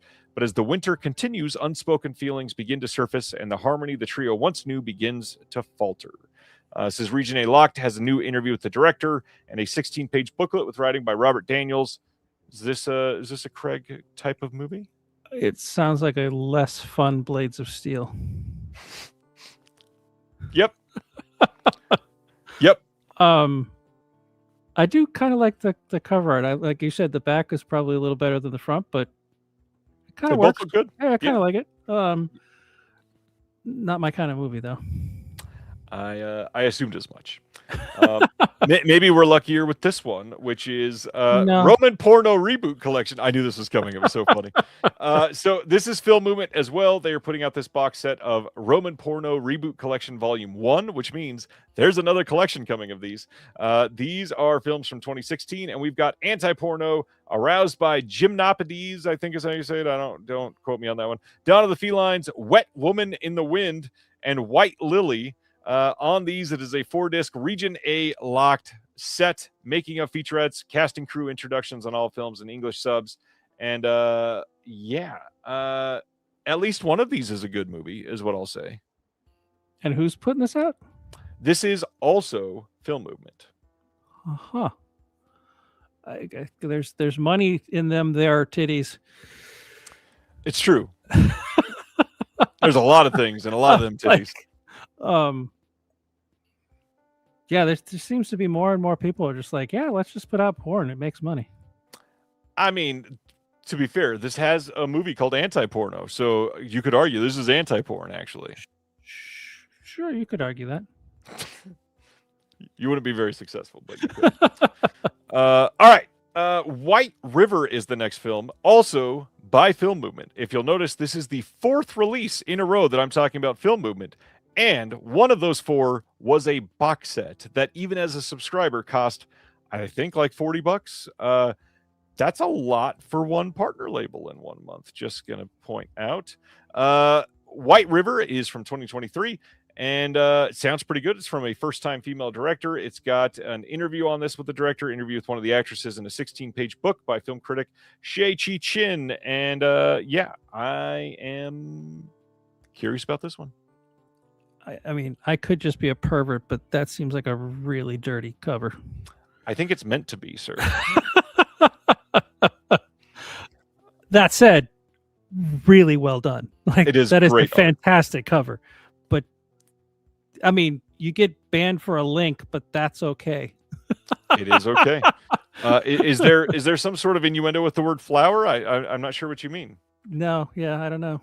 And just for the record, that is, if I'm looking closely, right, that is a brown eye, or never mind. That was a bad joke. All right, let's go to the next one. Butcher's Bluff is the next title. It's from Dark Star Pictures. This is from 2023.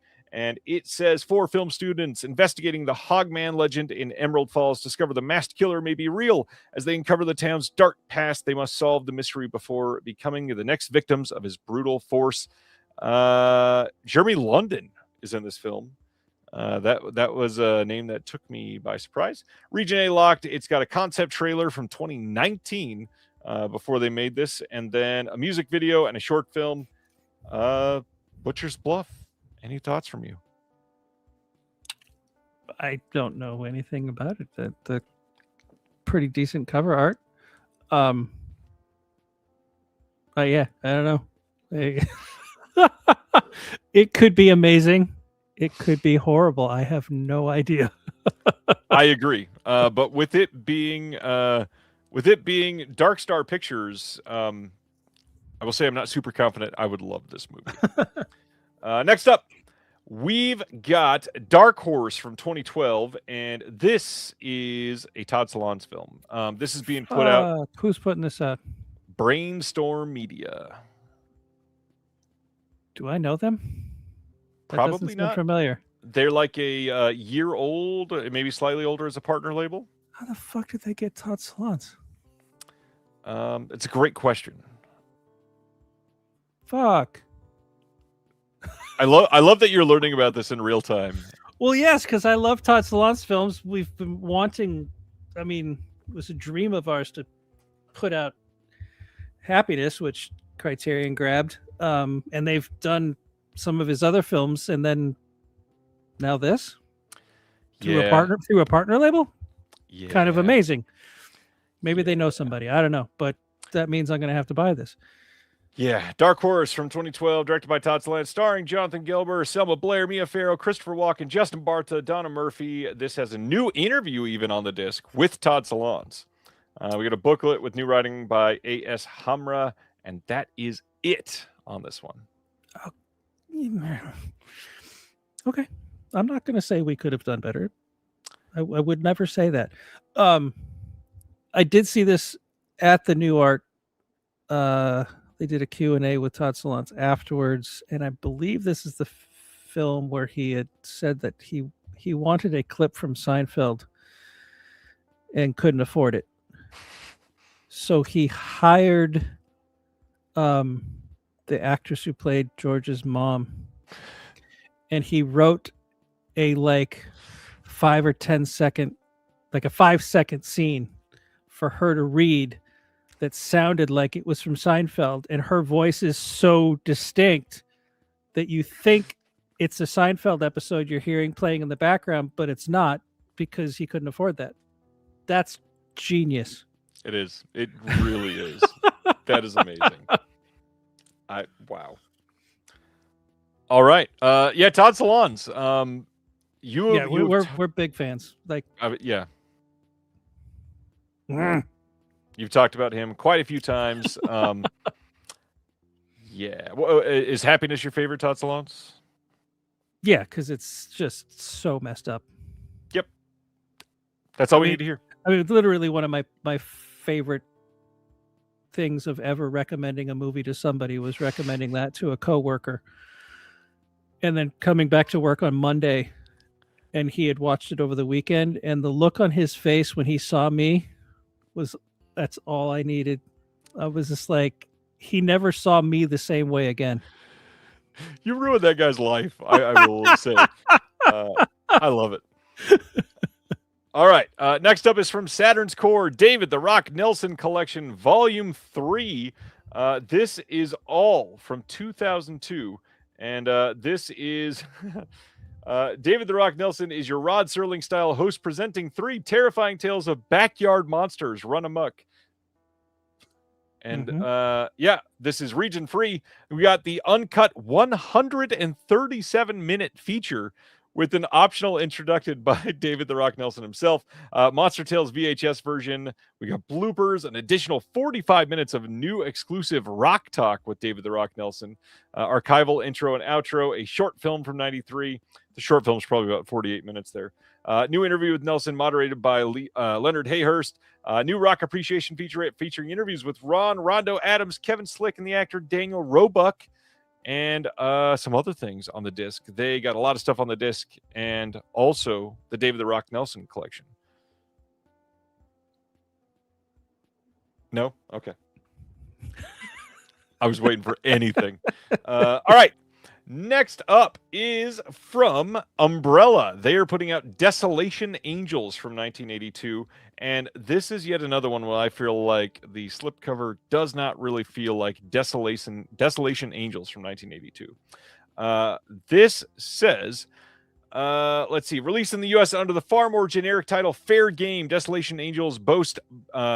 I lost my eyes. Harrowing game of cat and mouse and star turns from Carrie Mack and the alluring Karen West, and accompanied by classic tracks from Cold Chisel. This is supposedly pretty good. I'm not seeing this one. It's got an audio commentary from 2024 when Umbrella released this in Australia. It's also got The Car as a Villain in Australian cinema, visual essay by Stephen Vagg. We got an Aussie car movie trailer reel. That's a pretty fun idea. And then a 1983 AFI trialer, and that is it. I liked how you pronounce trialer. Did you see why? Yes. Well, visual essay on cars as villains. I would watch that. I would too. The lead actress being the 1990 Playmate of the Year does not bode well for the acting chops. But that visual essay sounds very interesting. It does. This was also in one of their Ozploitation sets that they put out. I need to watch this. It sounds fun, I think. But yeah, the visual essay sounds great. It could actually end up being one of those movies that's just like, well, this is so stupid, but it's really fun. Yeah. If they embrace, like, I like it when something embraces the fact that it's what it is. You know what I mean? whether it's Fully good, agreed. bad, or whatever. But like, if you are trying to be serious and failing, there's really nothing worse than that. Yeah, it's true. Which is kind of funny that the complete tangent here, but I'm old enough to remember when Showgirls came out in the theater, and I love the fact that everyone now views it as a camp comedy, but that is not how it was sold when it came out. Right. Whether that was marketing doing it wrong and it was always supposed to be a camp comedy, Which it was. but it's just kind of crazy that why would you try and sell that as a serious film? Because you go in with that expectation, and then you're given this ridiculous film. Like, Right. of course people are going to hate it. Like, you told me it was something else. Like, Yep. And that's why I hate most modern trailers. oh, and that they wasn't are even modern. That bad. was Right. that was back when trailers were still usually pretty good. They have mostly gotten terrible. Oh, they're awful. It's kind of funny that was the I've told the story before, but I had a choice. It's like the biggest, crossroads. The wonder what if of my life was I took a job at IMAX, but I had two job offers, and the other one was to work in trailer editing, which was what my kind of true love was. Yeah. And to think that if I took that path, I'd probably be forced to cut these god awful trailers that everyone puts out today. I only recently do I now realize, like, wow, I think I dodged a bullet. Because I can't imagine loving cutting trailers and being forced to cut the garbage that's put out now, because I don't blame the editors. Yeah. It is. Yeah. I don't get it. I'm very curious. Do they even get proper like direction of what to do, or is it just somebody saying reveal the film, basically? Yeah, I mean, they essentially, I feel like the instruction is boil this entire film down into under 3 minutes. Right. Like the entire film. We want people to know exactly what happens in the beginning, middle, and Everything. end. Yeah. And then we're gonna lay over this generic driving, thumping music to it. And it doesn't matter if it's a children's animated film or like the next Sam Raimi horror film, and the sound design is going to be the same no matter what. Right. They're awful. Another tangent. Let's move on. You know what's funny is when you said another tangent, I was like, okay, what's the next one? All right, so that is Desolation Angels. Let's go to AGFA, who is putting out one that I'm actually super interested in. Girl Internet Show, a Katie Kelly mixtape from 2023. First off, I'm a sucker for AGFA's art. I feel like this is really fun most of the time. I like how they put a lot of these together that really fit the feeling of what they do. But meet Katie Kelly, the late outsider video artist whose subversive online uploads push the boundaries of the digital form. Girl Internet Show, a Katie Kelly mixtape unearths and reintroduces a surreal singular body of work by the enigmatic artist. For nearly a decade before her passing in 2019, Kelly ran Girl Internet Show, a YouTube channel, a parasocial experiment, and epically deranged one-woman universe built from scratch in her bedroom. This handmade mixtape from Jane Schoenbrunn from I Saw the TV Glow and Jordan Whipple features a lovingly curated selection of Kelly's online work, unreleased videos, and total body removal surgery, her first and final short film opus. This is region-free. We got Inside the Body, the making of total body removal surgery, a short called Spring Barbies, Spring Barbies behind the scenes, photo gallery, prop purgatory, photo gallery, It Girl, Marva the MILF, the complete series, which is 14 episodes, and that is it. But it is really interesting to see modern internet culture kind of capsulized like this, and done in a way that I had no idea about this little network, and I always love stuff like that. I'm glad this exists, but I'm pretty sure I'd hate it. Yeah. I would have said the same thing about you. I love diving into stuff like this, I gotta be honest. All right. That's Agfa. Then we've got Life Changer. This one is coming from Dark Star Pictures as well. Very, very Dark Star Pictures slipcover on this one. That front cover is fantastic. It's pretty good, yeah. Drew has an identity problem. Every few days, he has to shapeshift or face a painful death.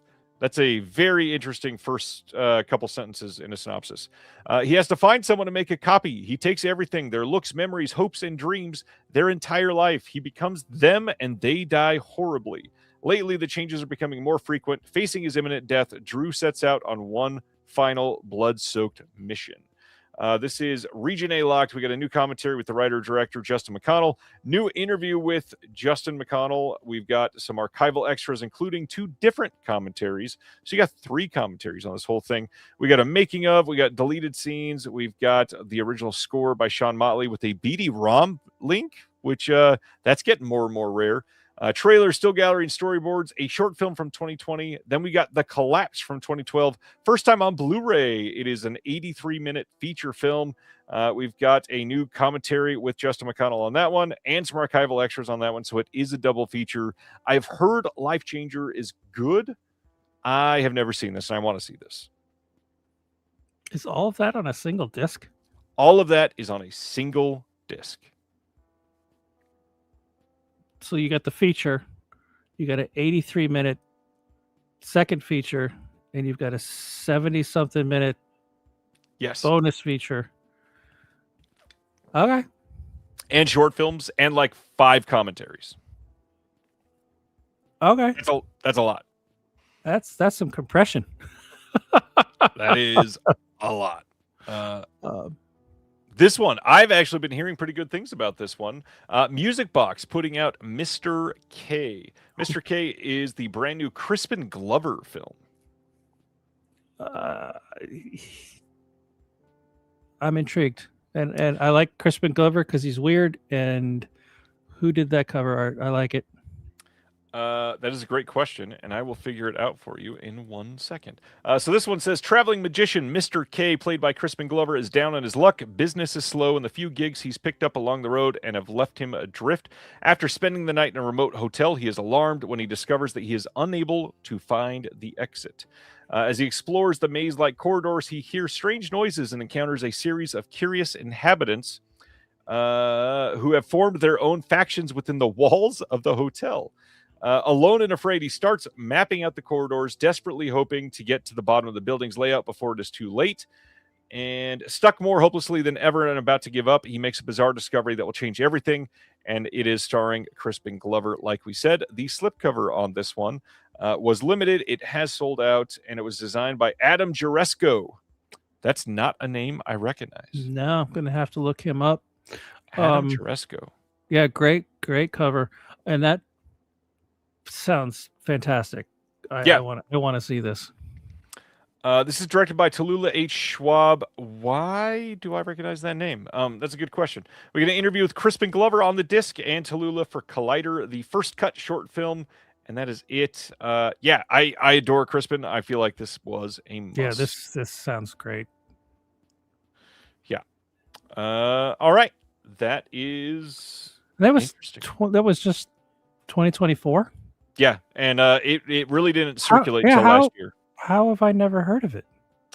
It's a great question. That sucks. Like, it's a big name lead. Sounds fantastic. Nothing. It did play in LA. I know that. And I know that you don't get to pay attention to all that much. But I know that it was out there more than just festivals. All right. I want to see it. Tallulah, I had to look up. I thought she had done something else. She also did Confetti Harvest. I had not heard of that one. Mm-hmm. And then a bunch of other shorts. Man, that is interesting. Yeah, she hadn't done anything for a decade prior to this. That's wild. All right. Everything about that release just screams bye. Not this one, the previous one. Wonderful timing to change the cover. That one screams by me. So that's funny. This one was a buy for me as well. This is getting put out by Connie Releasing, who is kind of always amazing. This is My Name Ain't Susie from 1985. And this says, in her ambitious follow-up to Maybe It's Love, Angie Chen offers a rebuke to the colonial imagination of films such as The World of Susie Wong. Instead, she brings the Hong Kong of the 50s and 60s to life on her own terms with the story of Shui Mei, a saltwater girl from the outskirts of the city who finds a way out of poverty in the red light district of Wan Chai, Hong Kong.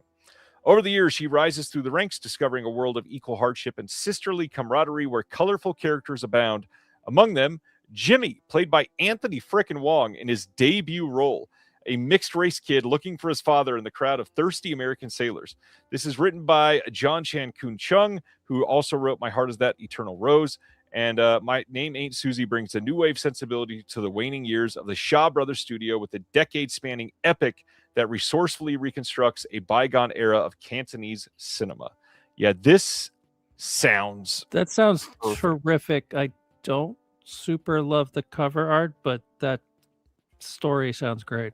I want to see this. I do love the cover art. I feel like this is perfect. I also love the back of this one. Both of these are really great. Directed by Angie Chen. This is Region A locked, a newly commissioned 2K restoration from the OCN and Best Surviving Elements mixed. We get an interview with Angie Chen that's brand new, interview with the screenwriter and planner John Chan that's brand new, Becoming Jimmy on a featurette on casting Anthony Wong with Angie Chen, John Chan, and Anthony Wong. That is brand new as well. We got Angie Chen speaking on working in Hong Kong. That is new. The original trailer, and then a booklet with some new writing in it. Yeah, I mean, this sounded incredible. And who's putting this one out? Connie Releasing. Yeah, there's been 2 or 3 tonight that are kind of must buys. Next up, Phantom Beirut is the next one from Several Futures, which I am trying to remember if I have anything from them yet. This is a 1998 film, and this says Lebanon at the end of the 80s. Ghassan Salab's debut follows Khalil as he returns to Beirut under a new identity, forced to confront the old friends and comrades he left behind following his faked death a decade earlier. Phantom Beirut is a haunting exploration of the official silences and collective amnesias that stalk the lives of those who live through conflict, which also sounds pretty damn good. This is a Region A locked disc. Got a short film that is about the insomniac filmmaker Salab. We got a booklet featuring a new essay by film critic Oiko Soifogu. That's probably butchered. I apologize. Does this sound like a Craig movie? Yes. Not one I would rush out to see, but one that if I saw it, I'd probably be like, yeah, that was pretty good. That sounds just like me. All right. On to the next one that I did have to get pretty quickly, I think. This is from Circle Collective, and they are putting out Pools from 2024. Been hearing about this one a while. I wanted to see this one back in 2024. It did not play near me, I don't think. And if it did, I certainly missed it. This one says, stuck in summer school with one day to get her life back together or get kicked out, Kennedy defies all responsibilities and rallies a ragtag crew for a midnight pool hopping adventure through the lavish estates of her college town. But as the secrets spill, this wild escape becomes a cathartic journey of self-discovery. And that just sounds like a really fun companion to the swimmer, I gotta be honest. This one, starring Odessa Azion, who was great in the old Timothy Chalamet's movie that just came out a couple months ago. We got Ariel Winter in this, who's usually pretty great. We got Mason Gooding in this, who has been in a bunch of the up-and-coming horror films lately. Tyler Alvarez, sounds good. Region A locked Blu-ray, some behind-the-scenes stuff, behind-the-scenes video, alternate poster designs, American Cinematheque screening Q&As, 3 of them that were filmed. Pool party event and premiere photos. LA premiere at Britney Spears' mansion. New York premiere at Arlo Williamsburg. We got the Chicago premiere at the Music Box. Red carpet at the New Art and Laurel Canyon after party. Lots of that sort of thing. Anything pulling you in for this one?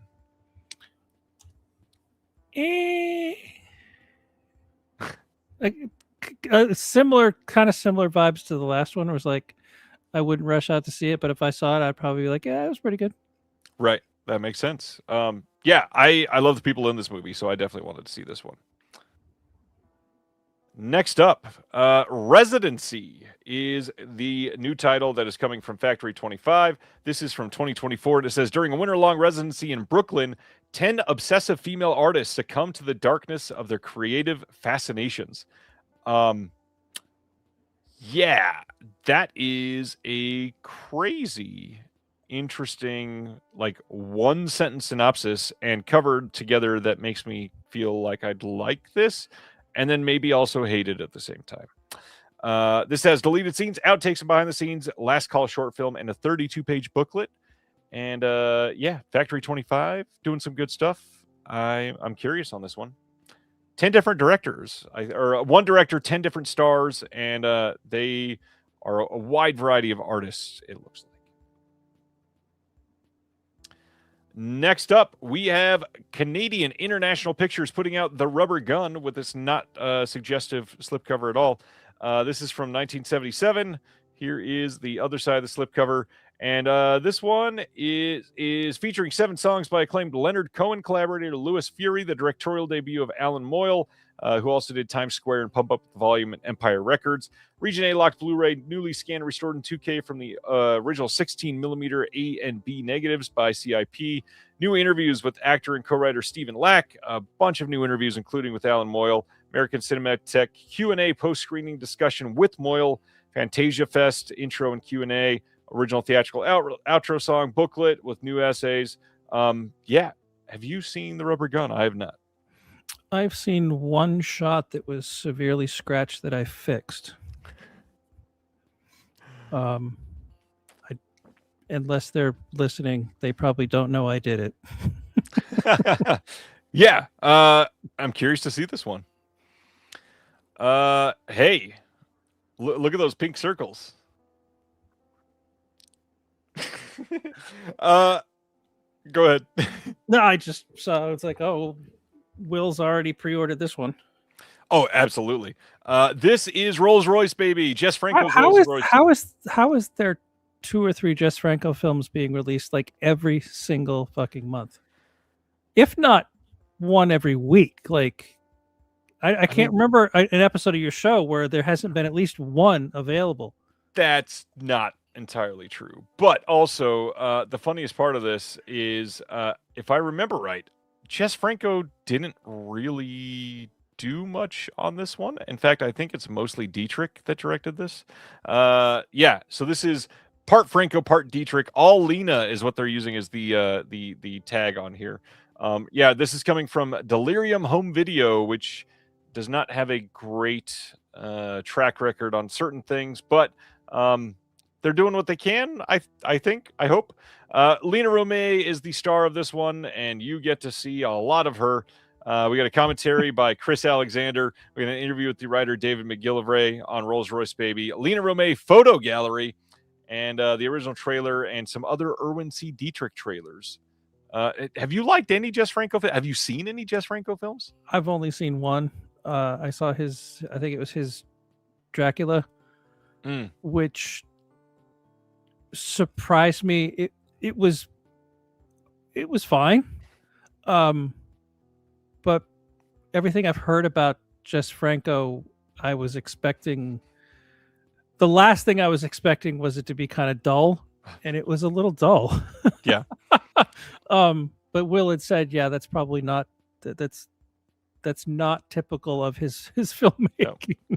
No. So yeah, I that's the only one I've seen. So I have nothing to judge Will's obsession on other than that. So that's not enough to judge him too harshly. Well, you know, I got to ask. Kurgan is asking in the comments, when is Deaf Crocodile going to hop on the Franco wagon? There's plenty left.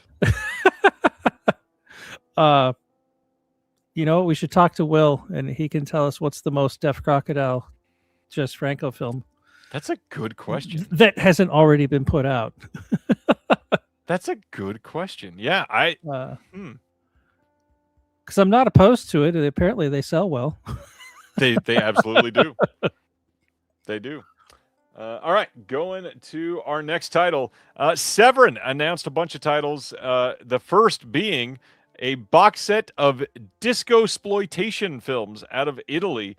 These are coming on July 28th on Blu-ray from Severin. It is a box set including American Fever and Grease Rock and John Travolta, The Face with Two Left Feet. Yes, that is the name of the box or the film. John Travolta, The Face with Two Left Feet.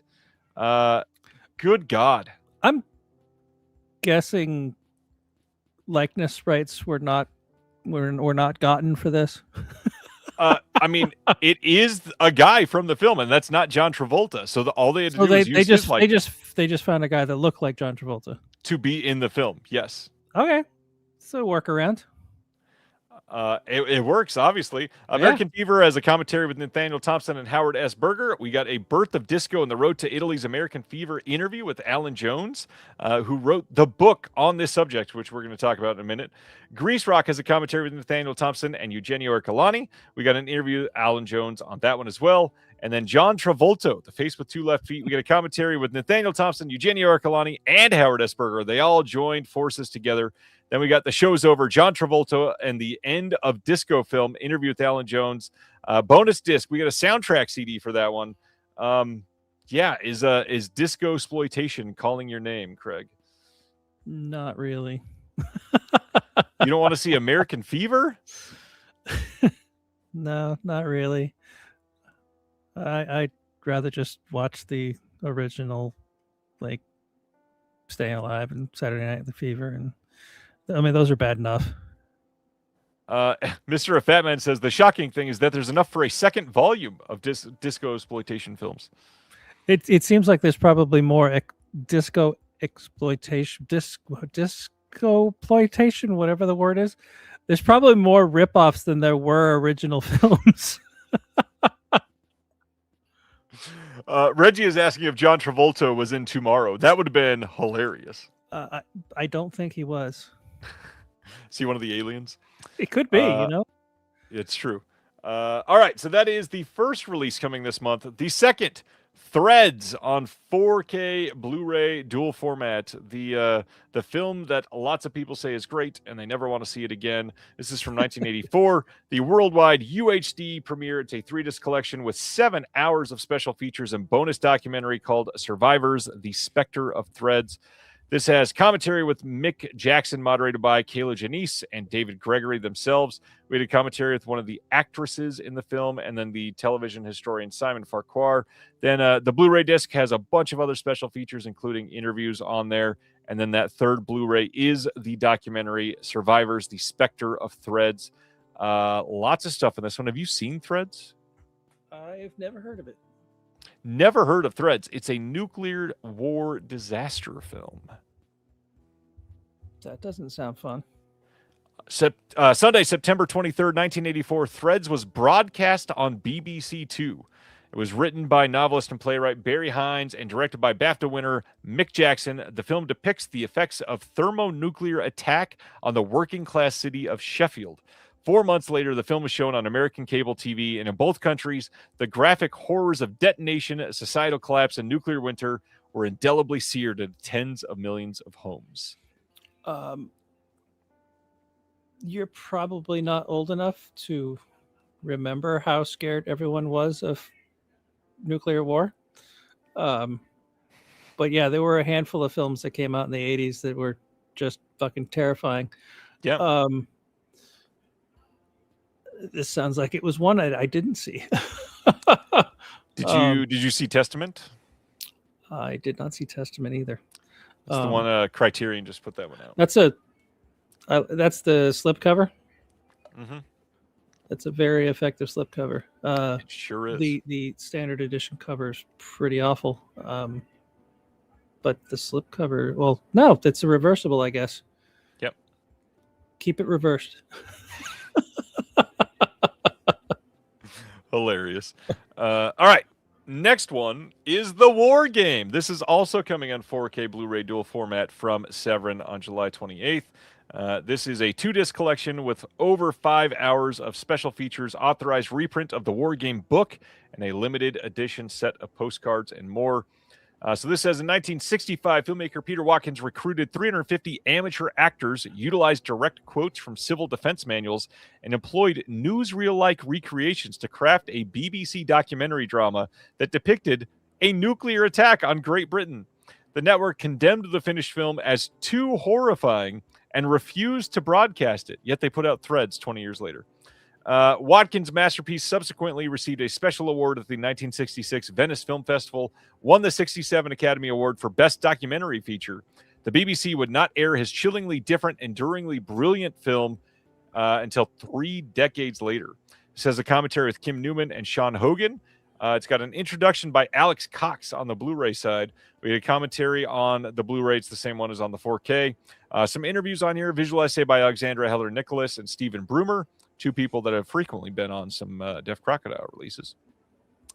We got some featurettes, some other interviews, and then, the big thing is that they are reprinting the book for this that has been long unable to get. It is an authorized reprinting of the 1967 book. There is a Ray Lowry postcard set reprinted here in cooperation with the Ray Lowry estate, and then a new postcard designed by Rob Carmichael at Scene Studio. And all of that is pretty cool that they're going back and doing the ephemera with it. I do like that. The book itself, that's a pretty cool thing to do. This one sounds more interesting to me than the last one. The black and white cover, I don't know enough about the film, but is it supposed to look like Cards Against Humanity? I think this is the book, actually. Okay. I think. I can't tell. Or either that or this is a slipcover inside the slipcase? I'm not entirely sure. But yeah, it just screams Cards Against Humanity. A little bit it does, yes. That font is... That font in stark black and white? Yeah. Yep. Oh, look at that. Waxwing Davian says a PDF of the book was on the BFI release of the war game. That is interesting. But not the actual print version. Okay. Interesting. All right. Then, this is the first release from the new Kayla Janice boutique label that she's doing with Severin called Spectacular Optical, and they are putting out a Blu-ray release of A Year in Field from 2023. This is weathering the elements in the center of a field in West Cornwall is the Longstone, a natural relic that has quietly witnessed 4,000 years of tumultuous history. BAFTA-winning documentarian Christopher Morris's elegiac, meditative yet profoundly important film is the record of a year in the life of the monolith, beginning on winter solstice 2020, as the order of the natural world began unraveling around the globe and the threat of extreme climate change became a reality. So it's an optimistic film. Beautifully shot with a richly layered sound design, the film meditates on the passage of time through its appreciation of nature, highlighting the subtle changes of the seasons, but also the need to act in order to battle man-made changes that will forever change our planet. I love that Kayla is doing this. I love that she's stepping into curating her own line under Severin. She's got lots of resources with her. We got an introduction by Christopher Morris recorded for the Give Me Some Truth Film Festival here. More Than Slow Cinema, Christopher Morris and the producer are speaking about the film. Paranormal in the West Country, an interview with the Stone Club's Lally Macbeth and Matthew Shaw. Q&A at the Philosophical Research Society. I've heard of that place. Moderated by Will Sheff of Okerville River. And then an interview with Christopher Morris at the Zurich Film Festival. A short film by the director. Another short film, this one by Adam Scoville. And a trailer. This is really interesting sounding release. Great cover art, too. Yeah. And I can't help, after hearing the description of the film, it's like somewhat depressing, but that rock... Don't give a shit. Long after we've destroyed the planet. See, the thing is, we won't destroy the planet. We'll just destroy it for us. That's true. The planet will just keep on trucking, and that rock will still be there. Yeah. That is true.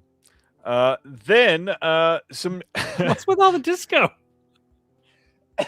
You could buy individual merch items with that disco box set. They're putting out Alan Jones's book, Discomania. He's the guy that's all over those Blu-rays. We got a John Travolta shot glass if you really want it. There's also a Threads traffic warden enamel pin. He is the most evocative character from the film. I know that you're all about the John Travolta shot glass, so I don't mind that. It's kind of cool. Yeah. I'm guessing that's a weird digital mock-up though, because how is his hand above the rim of the glass? Because it's looking up. This is the front rim, and that is the back rim. That's quite an optical illusion you got going on. It is. And if that's not enough, you've got bundles from Severin. If you want to save a little bit of money and put some stuff together, you can get Threads, the War Game, both 4Ks, and the Enamel Pin all together, and that includes the reprint of the War Game book. That is $88. You've got that's the Slit Your Wrists bundle. It's the 4K Fallout bundle. So basically, you've got the Monolith bundle. This has a year in field, and it's got a limited edition coaster set with this, and that is $43. Then you've got Disco Inferno bundle. It's got the box set, the book, the John Travolta shot glass. That is $124. Or you've got the Scorched Earth bundle. It's got Threads, the War Game, the Enamel Pin, and a year in field, plus the coasters. That's $126. And then the Everything bundle. Everything I just said, $247 for everything. How many of these bundles did you pre-order, Craig? Mm-hmm. That's a lot of stuff in one month. A lot of stuff. Severin is pumping out some titles. And all that merch. Merch is difficult. I was about to say merch is hard to design properly. Well, design properly. Plus, if they're doing bundles, this isn't print on demand, so they had to buy that stuff. Yes, they did. And if it's limited to 75, that means they weren't super cheap because they weren't buying in massive bulk. Well, this bundle is limited to 75. They also have this bundle limited to 75, and this bundle that is not limited at all, and this bundle that's limited to 75. So of the coasters alone, they've got 225 coasters. Okay. That's still not a ton to get a really good discount on. Merch is rough, man. As somebody who is currently producing a Severin box set, I will say the rooms about Severin's pitch meetings and stuff, kind of genuinely crazy. The stuff that they are like, could we do that? Is wild. TB Kane, you are correct. I do like the I do like the idea of coasters. We made some coasters didn't make them. We did print on demand, but for Solomon King, I think we sold 2. Because they're not cheap. They're nice coasters, but that's the problem with a lot of merch is it ain't cheap to get custom merch. Yeah, and doing it right, it is not easy. Yeah. That's for sure. Those I don't know what they're made of, but those look really cool. I like the design on them. Yeah. Let's see. Mozart's Ghost says the Criterion pitch room, Kubrick box set, Severin pitch room, John Travolta. Yeah, that's pretty accurate. Reggie wants to know, will Nintendo be including merchandise with their physical releases? I mean, I can't answer that yet, but yeah, we're looking at some stuff. Yeah, probably. I mean, I am a sucker for good merch. Let me say it this way. I'm not a sucker for tchotchkes like Severin. Okay. I'm a sucker because I've got a lot of them in this room, but I'm not somebody that wants to put out a lot of tchotchkes. I do have it in my mind that I definitely want people to be able to get merch with films that are actually useful. And so we're looking at some functional things. Yeah. Like the mugs we have are, great. You can use them, Yeah. The coasters here, these are genuinely decent looking coasters. Yeah, those are cool looking coasters. In many houses. Things like the shot glass. It's silly. Honestly, if you're a drinker, it might be worth it to get the shot glass. No big deal with that. I'm not against that fully. But, I don't need any more black shirts. That's a big one. I don't need... Oh, what else don't I need? I don't need art cards, really. Yeah, I'm going to say, I know you're a big fan of art cards. Posters are even a hard pull for me. It has to be a really great set of art and specifically a rolled, properly done poster for me to really want it. So, all right. I've run out of wall space. I've got things framed that sit in a corner now, and I feel like I'm a weird like micro museum, and I have to just rotate what's up on the walls. Yeah. I've got, I mean, my closet of shame here that I've talked about many times. I've got so many posters. I need to open a store and just sell posters out of the side of it. You do. Yeah, it could do well. All right. Kino coming soon. We are, by the way, out of all the OCN and Severin, by the way, finally. Coming soon from Kino on Blu-ray is The Spy with a Cold Nose, which I saw this poster and I had no idea if this was real or not. This sounds wild. Brand new HD master from a 4K scan of the OCN, and they're putting it out on Blu-ray. Who's not going to buy The Spy with the Cold Nose on 4K? This says a dog with a spying device under its skin is sent to the Russian government as a present.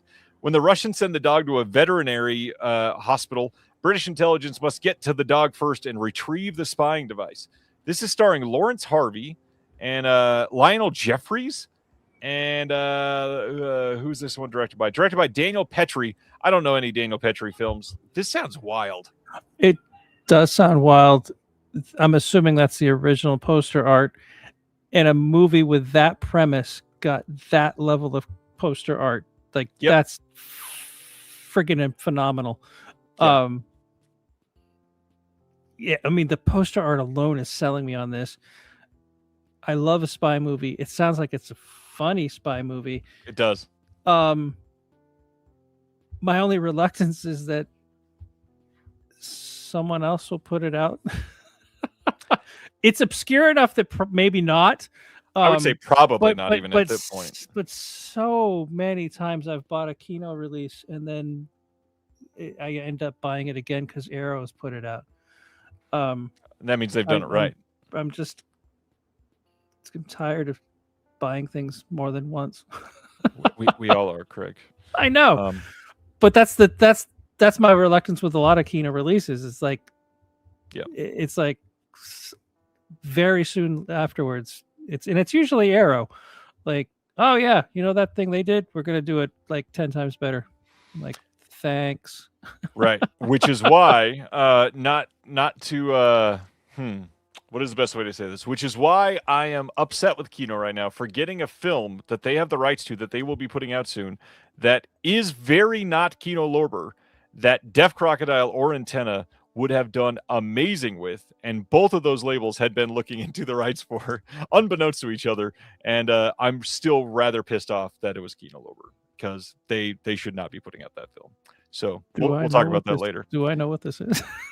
We had talked about it at one point. I am gonna send you the message right now. We're yeah. Unfortunately, we're not as large as Arrow, so we can't be like, well, so what? They put it out. We'll put it out too, because yeah, we don't sell the numbers Arrow does. Right. The hard part is this one is very not Kino Lorber. Oh, right. Yeah. Okay, I know it. Yeah. The anger in your voice right then. Well, it's. I mean, I'm not all that upset about it. It's because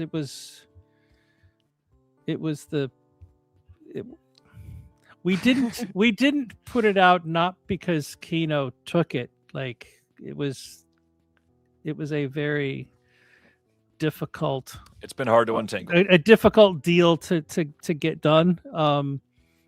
And then I guess they decided, screw it, we'll just let Kino do it. Yeah. Which is the weird thing is that the one of the large reasons that it was difficult was how of a like crazy ornate package they wanted us to do for it. And now Kino's doing it, so it's like, okay, so you went the complete opposite direction.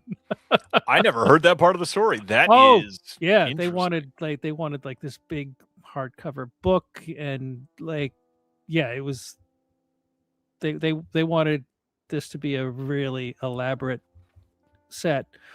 The crazy thing, I kind of wish you had said yes now, because it would have been amazing. I know it would have been expensive, but it would have sold probably better than anything else you've put out so far. And also it was that film and like three or four others by the same director. Like, yeah, it was. Oh. Yeah. So okay. it was like this major thing, and they were like, it's like you got to do it this way or nothing, and we're like, all right, Okay, sorry, nothing. like, Yeah. and now I get it. and now Kino's putting out a bare bones version. Yeah, when they announce it, if it's anything that and it's Kino, so it's going to be less than it should be, and it's going to be disappointing. Anyways, this is weird because it's a video. Hey, look at that. This is probably a good time to talk about the fact that I was interviewed for the Mitten Record and Physical Media Show. This is happening tomorrow in Grand Rapids, Michigan, and Disconnected Antenna, someone's favorite productions, is going to have a We're table with seeing the future. kind of in a way. Wow. Time traveling right here on Disconnected.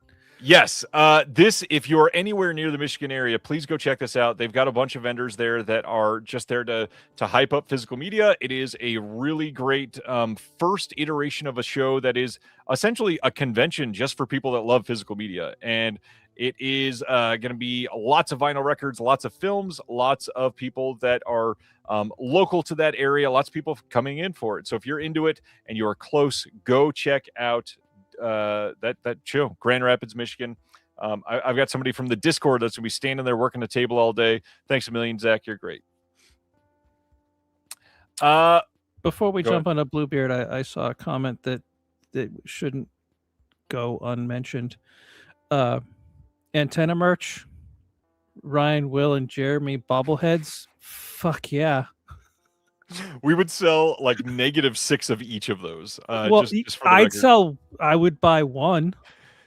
There's one right there. I'm assuming Silent Mandible would be one. There's two.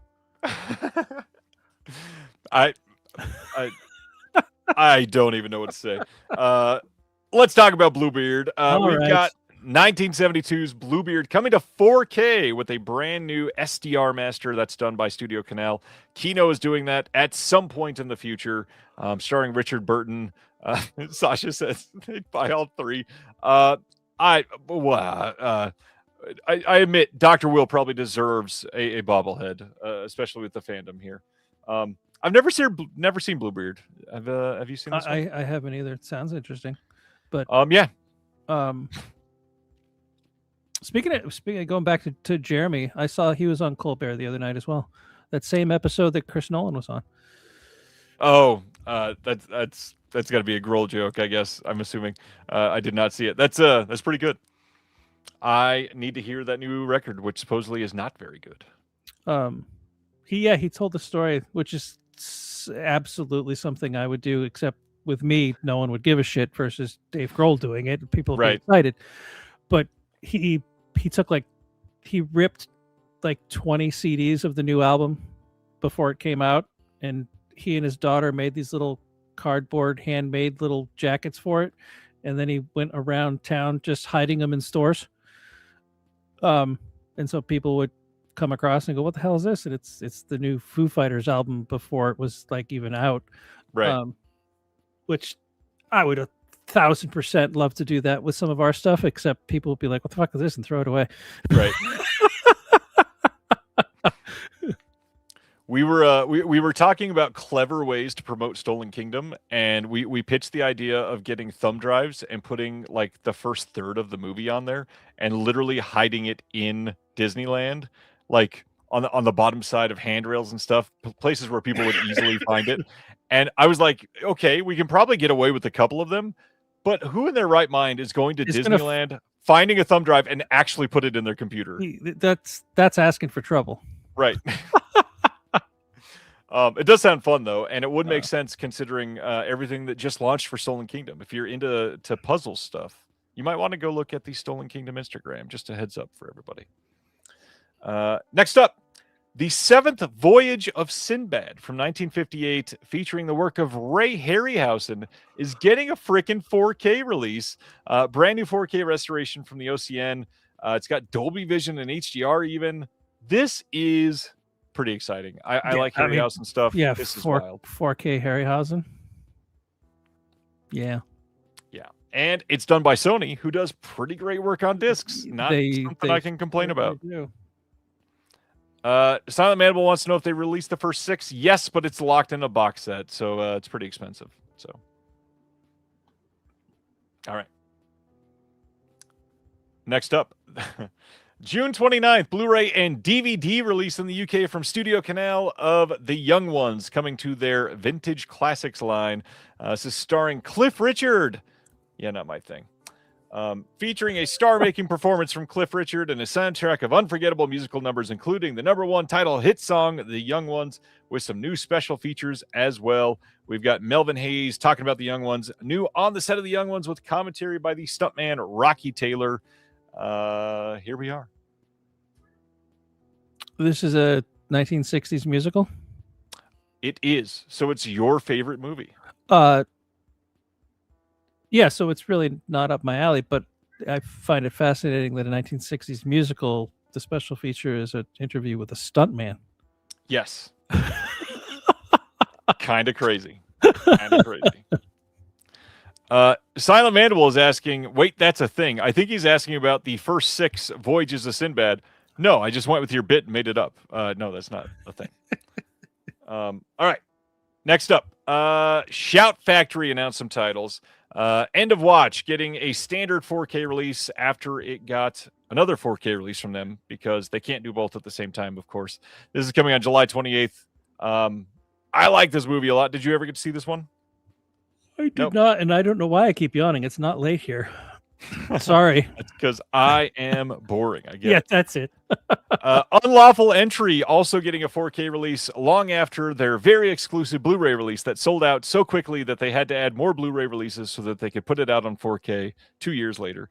July 21st, it is getting a standard 4K here in the US, and it has I think at least one of these are new. They did not mark it as new, but I think some of the extras on here are new.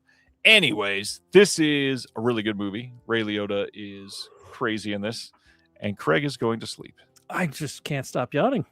It's just bizarre. Okay, Sasha, that was great. They should do beginning of Watch Next and middle of Watch Next. Oh, man, that was top-notch following the Sinbad joke. Unlawful Entry, have you seen this? I saw it when it came out because I'm old. I honestly don't remember much about it. I was 5 when this released. Does that help? Was it say 92? Yeah. Yeah. I was 20. That's not that bad. I'm not young. I mean, you're not that old. It's okay. And gosh, we're going to talk about stories that make you sound pretty damn young here soon. July 21st, we got a standalone 4K coming from Shout of Pleasantville to their Shout Select line. This has a 4K scan from the OCN approved by the writer and director Gary Ross with Dolby Vision. Everything on here, I believe, is all archival. I have to imagine this is a movie that you've seen and have some feelings on. I'm sure I've seen it, but just once. I recall liking it. I should rewatch it. It is a very good movie, and this should, if done right, look great on 4K. Yeah. This is pretty damn exciting. And I mean, William H. Macy, J.T. Walsh, Jeff Daniels, like Joan Allen. Yeah, like Reese Witherspoon. I mean, pretty damn fine cast. I'm sorry, Tobey Maguire. We listed every other name, and Tobey Maguire. We didn't say Reese Witherspoon either. Like I did. Oh, did you? Okay. Yeah, this is a great movie. I mean, it's Pleasantville. I feel like everybody's seen it. If not, you absolutely should. It is worth the watch. I like that cover art. Is that new cover art, or is that been used before? If I remember right, I think this is new cover art. It may have been used as an alt poster because it's certainly not the original poster. No, that's great. That's well done. I like it. Next up, the next in their Hong Kong Cinema Classics line is Full Contact from 1992, coming on a big 4K release from them. It's got a 4K scan from the OCN, audio commentary with James Mudge, and an interview with Simon Yam, interview with the martial arts director Ridley Shui. That's probably not how you say that one. But I have not seen this one. I've heard this is great. I definitely want to see this. And it's also got Chow Yun-fat in it, which means it's probably pretty good. Or at least he is in it. Always. Yeah. All right. Full Contact. Are you checking out any of the John Woo things that Shout's been doing? I keep putting them in my cart and taking them out, putting them in my cart and taking them out. I mean, We should maybe, since you're here and it happened while you were here, say that the Arrow releases with the Tony Stella art are kind of amazing. Yeah, I'll eventually give in and click, check out. Hopefully not before the Stella art is gone. Craig is a big fan of Lupin the Third, so I bet he's after this.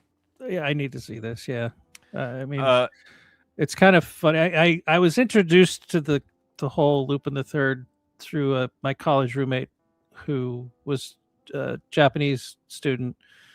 We met in class. I kind of wanted to learn a little Japanese. He could use some help with the English, so we hit it off, became good friends.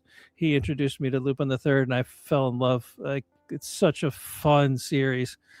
Yeah, they're fun adventure films. Like, can't get enough.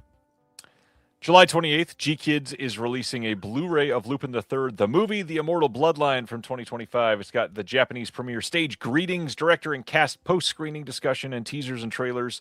Now, the big question here, is there any bad blood that G-Kids ripped Angel's egg out of your hands at Deaf Crocodile?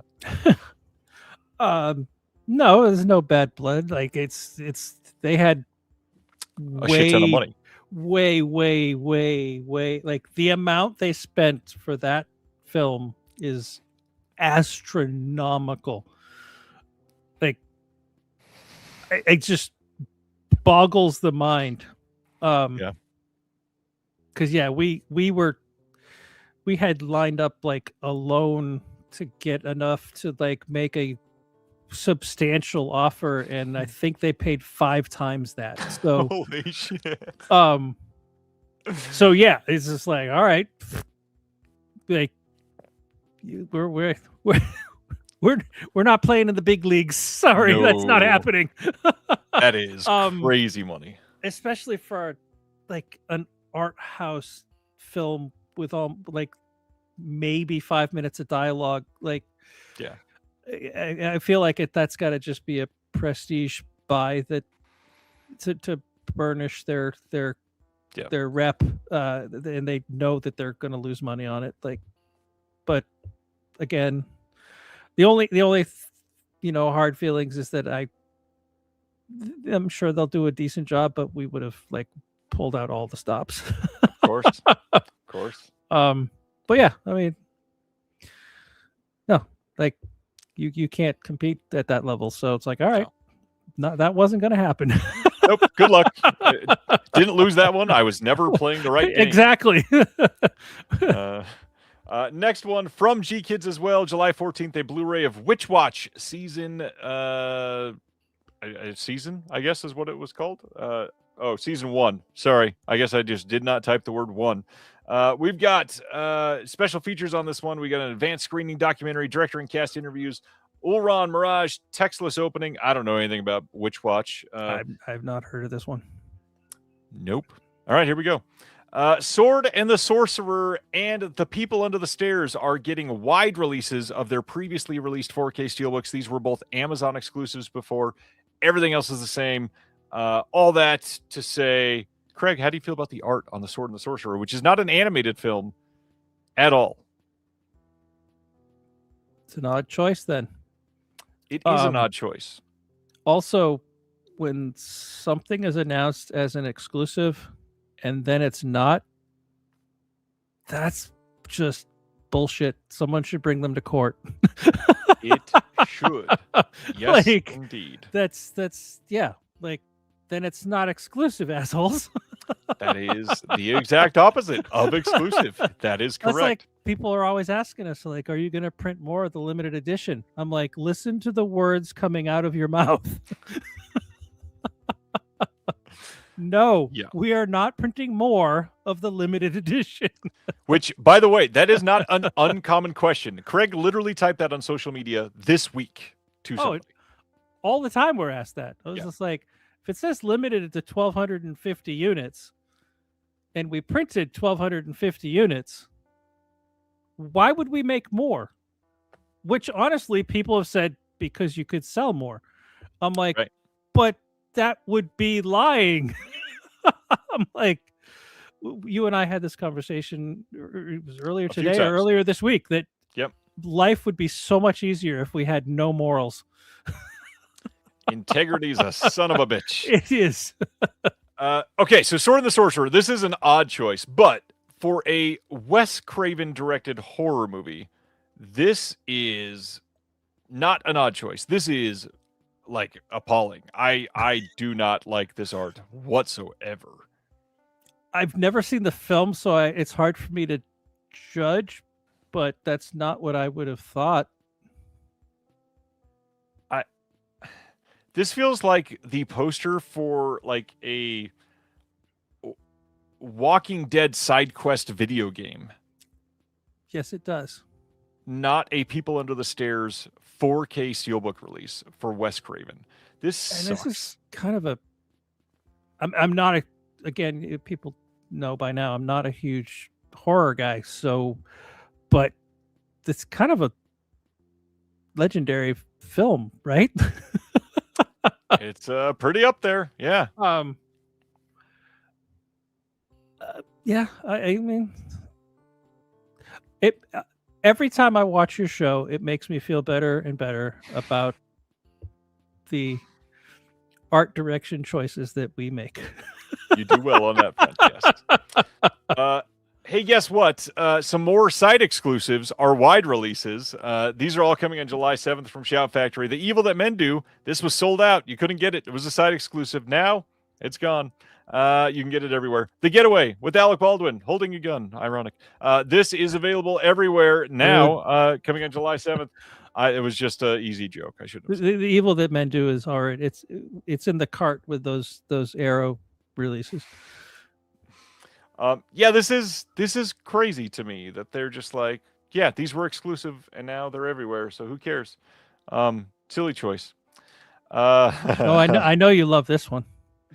July 7th, we've got an Amazon exclusive for now. 4K steelbook in the US from Shout of Dark Shadows, the Burton film from 2012. Not the TV show. That would be wild. So this art, huh? I kind of like it.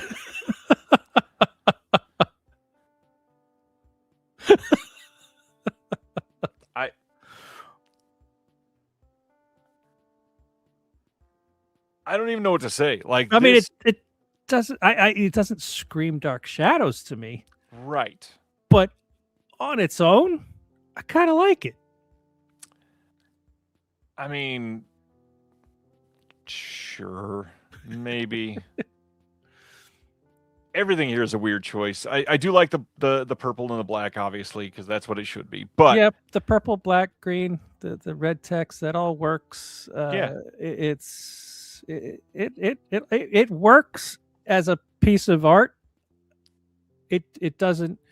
I don't know the film well enough to. I'm assuming that there's some imagery there pulled from the film that I'm not familiar with. It's slightly bottom heavy. It's a little weird that there's all that space at the top, but right. But I don't hate it. I know you kind of loathe this.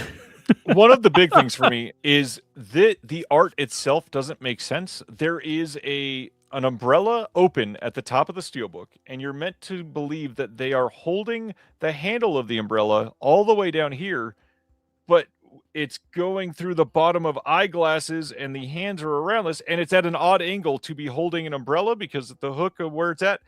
It, to me, like, not to be crass about this or anything, it just looks like this hand is holding an adult toy and it's not attached to any umbrella. Like, it's so weird that it wouldn't even be at the right angle to have an umbrella open. Well, I mean, I see that the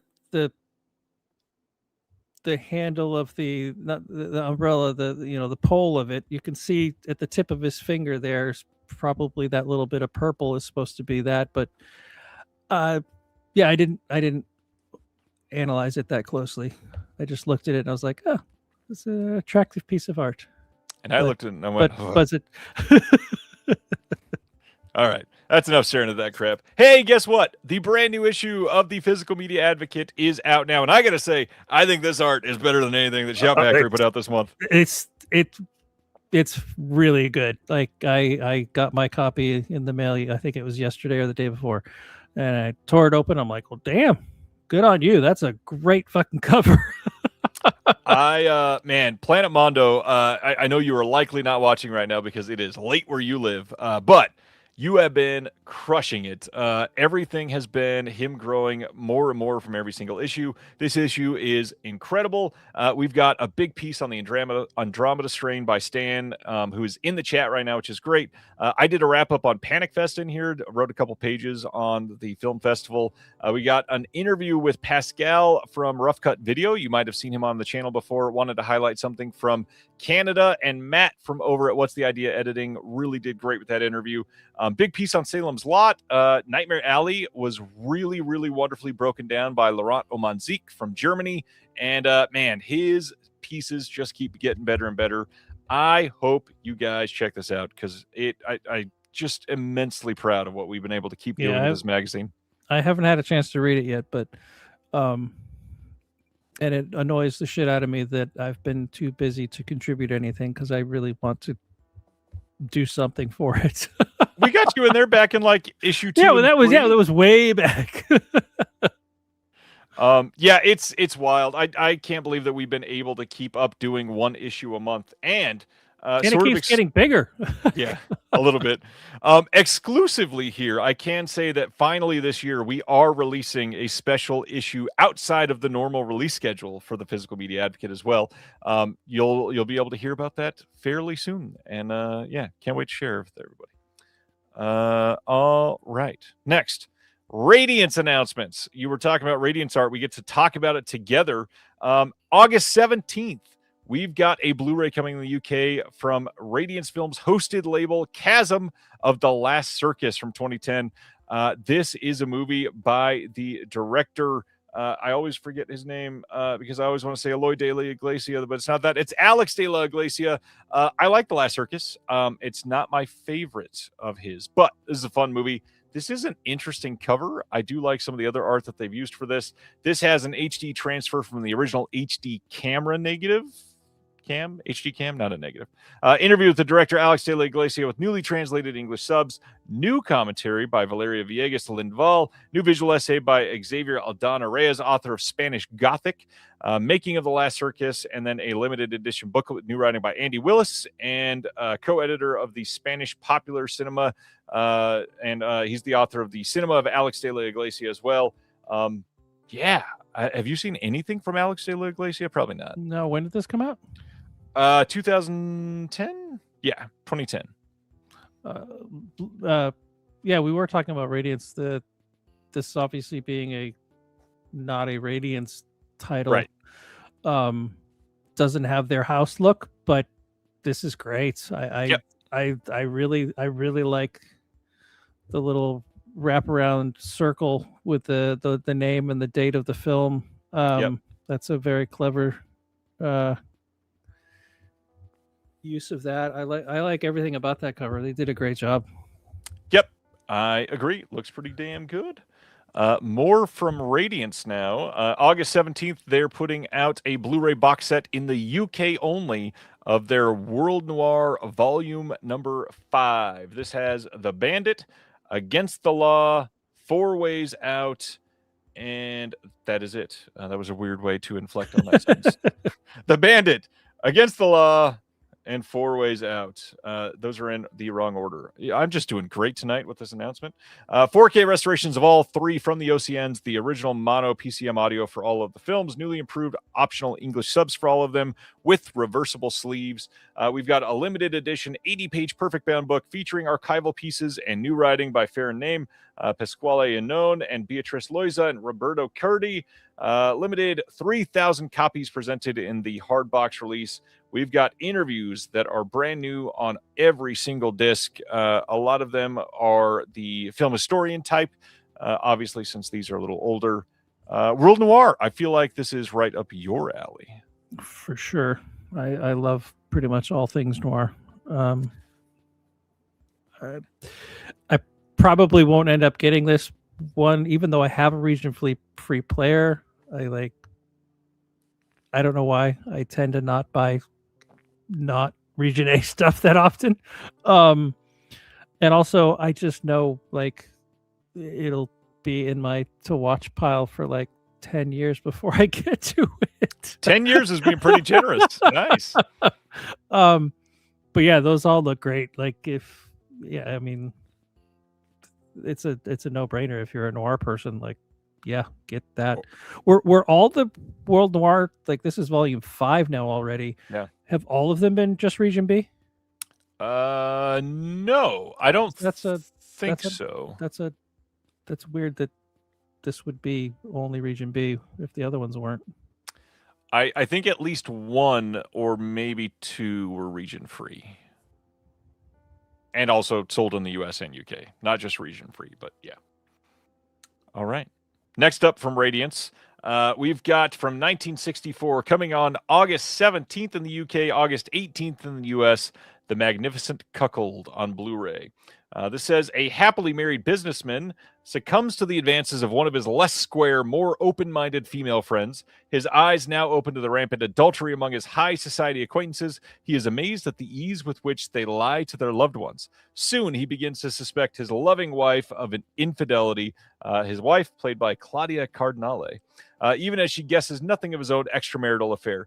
Antonio Pietrangeli's luscious adaptation of Fernand Krummelrich's tale of obsession and delusion skewers the changing mores and tenacious prejudices of 1960s Italian society with style. 4K restoration from the original negative by the Cineteca di Bologna in collaboration with Compass Film and Studio Cine. We got a new interview with the Italian film expert Richard Dyer, new visual essay by Remy Fournier Lenzoni, alternative color sequences, newly improved English subs. We've got a limited booklet with new writing by Fong Li and archival writing. And yeah, I had never seen this one at all. Any thoughts from Gregory Rogers? Sounds like a really good movie. Great packaging and artwork as always from Radiance. I have I don't know. It's such a common storyline in movies and television shows of married people that just can't keep it in their pants. Great question. It kind of like, I was just like, all right, like I'm tired of this plot line. Yeah. Like I get it. I guess, I mean, you need some sort of, tension to make the story interesting, but cheating on your spouse is like, okay, again, like, and she'll always be pregnant, like every time. Like it's like anyone cheats on their spouse instantaneously, the next scene, I'm pregnant. I'm like, okay, Of course. like lazy damn writing. I mean, can't argue with that. Next one. This one sounds freaking great. August 17th in the UK, August 18th in the US, a Blu-ray coming of 10 Women in Black. This says a television executive's 9 mistresses, look at that, conspire. What were we just talking about? Conspire with his wife to have him killed. When one of the mistresses tells him of the plot, he decides to fake his own death in front of them all. The women panic and deny that they were ever serious about the murder, while that one mistress even takes her own life in remorse. But when they find out the man is still alive, they put their original plan back into action.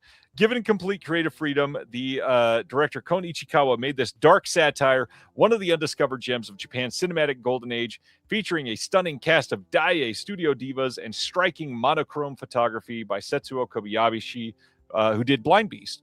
This is a merciless dissection of social relations and gender roles in affluent post-war Japan. Yeah, that sounds interesting. I just hope to God at the end of the movie he's dead. Like, yes, like, yeah. That. See, this is you've taken the same old story, but like, okay, yeah. Well, they're not going to take it. Good. Right. So this one, we get a 4K restoration by Katakawa, the production company from over in Japan. We've got a feature-length documentary directed by Shunji Iwai, featuring Ichikawa and his wife and screenwriter Nato Wada. We've got a limited edition booklet with new writing by Yuka Kimbara, and more to be confirmed on this one, which is interesting. Radiance doesn't usually do that, so curious what that means. Yeah, this sounds freaking great. This is a must. That does sound good. Then the Hotspot is coming out on 4K from Radiance. This will be coming on August 17th in the UK, August 18th in the US. It will be a 4K Blu-ray dual format release with a 4K restoration from the OCN. Obviously, you know a little bit about Dennis Hopper. A little bit. Don't know this film though. Have not seen the Hotspot. Okay. No. You want to share anything about your history with Dennis Hopper stuff? Oh, we literally, I think when we formed Arbalos, our very first out of the gate was, a nice simple task of doing a new full restoration from the OCN of his infamous The Last Movie, which I can kind of understand why it wasn't popular when it came out or when we released it. But at the same time, I was really fascinated by it because, like, a lot of times you watch a film, especially if it's something you've been working on, you watch it over and over and over again. You get sick of it. But what he was trying to do with that film, which he's said in interviews, was like he was trying to use the medium of film, but as a painting. So it wasn't plot driven. It wasn't character driven. He was trying to basically make a painting, but using film. And so it was seeing it over and over again. It didn't get boring because it wasn't plot driven and it wasn't, Right. it was you can listen to a song 1,000 times and not get sick of it. Like, it was more like that. And watching it that way was really fascinating. It's a really cool movie.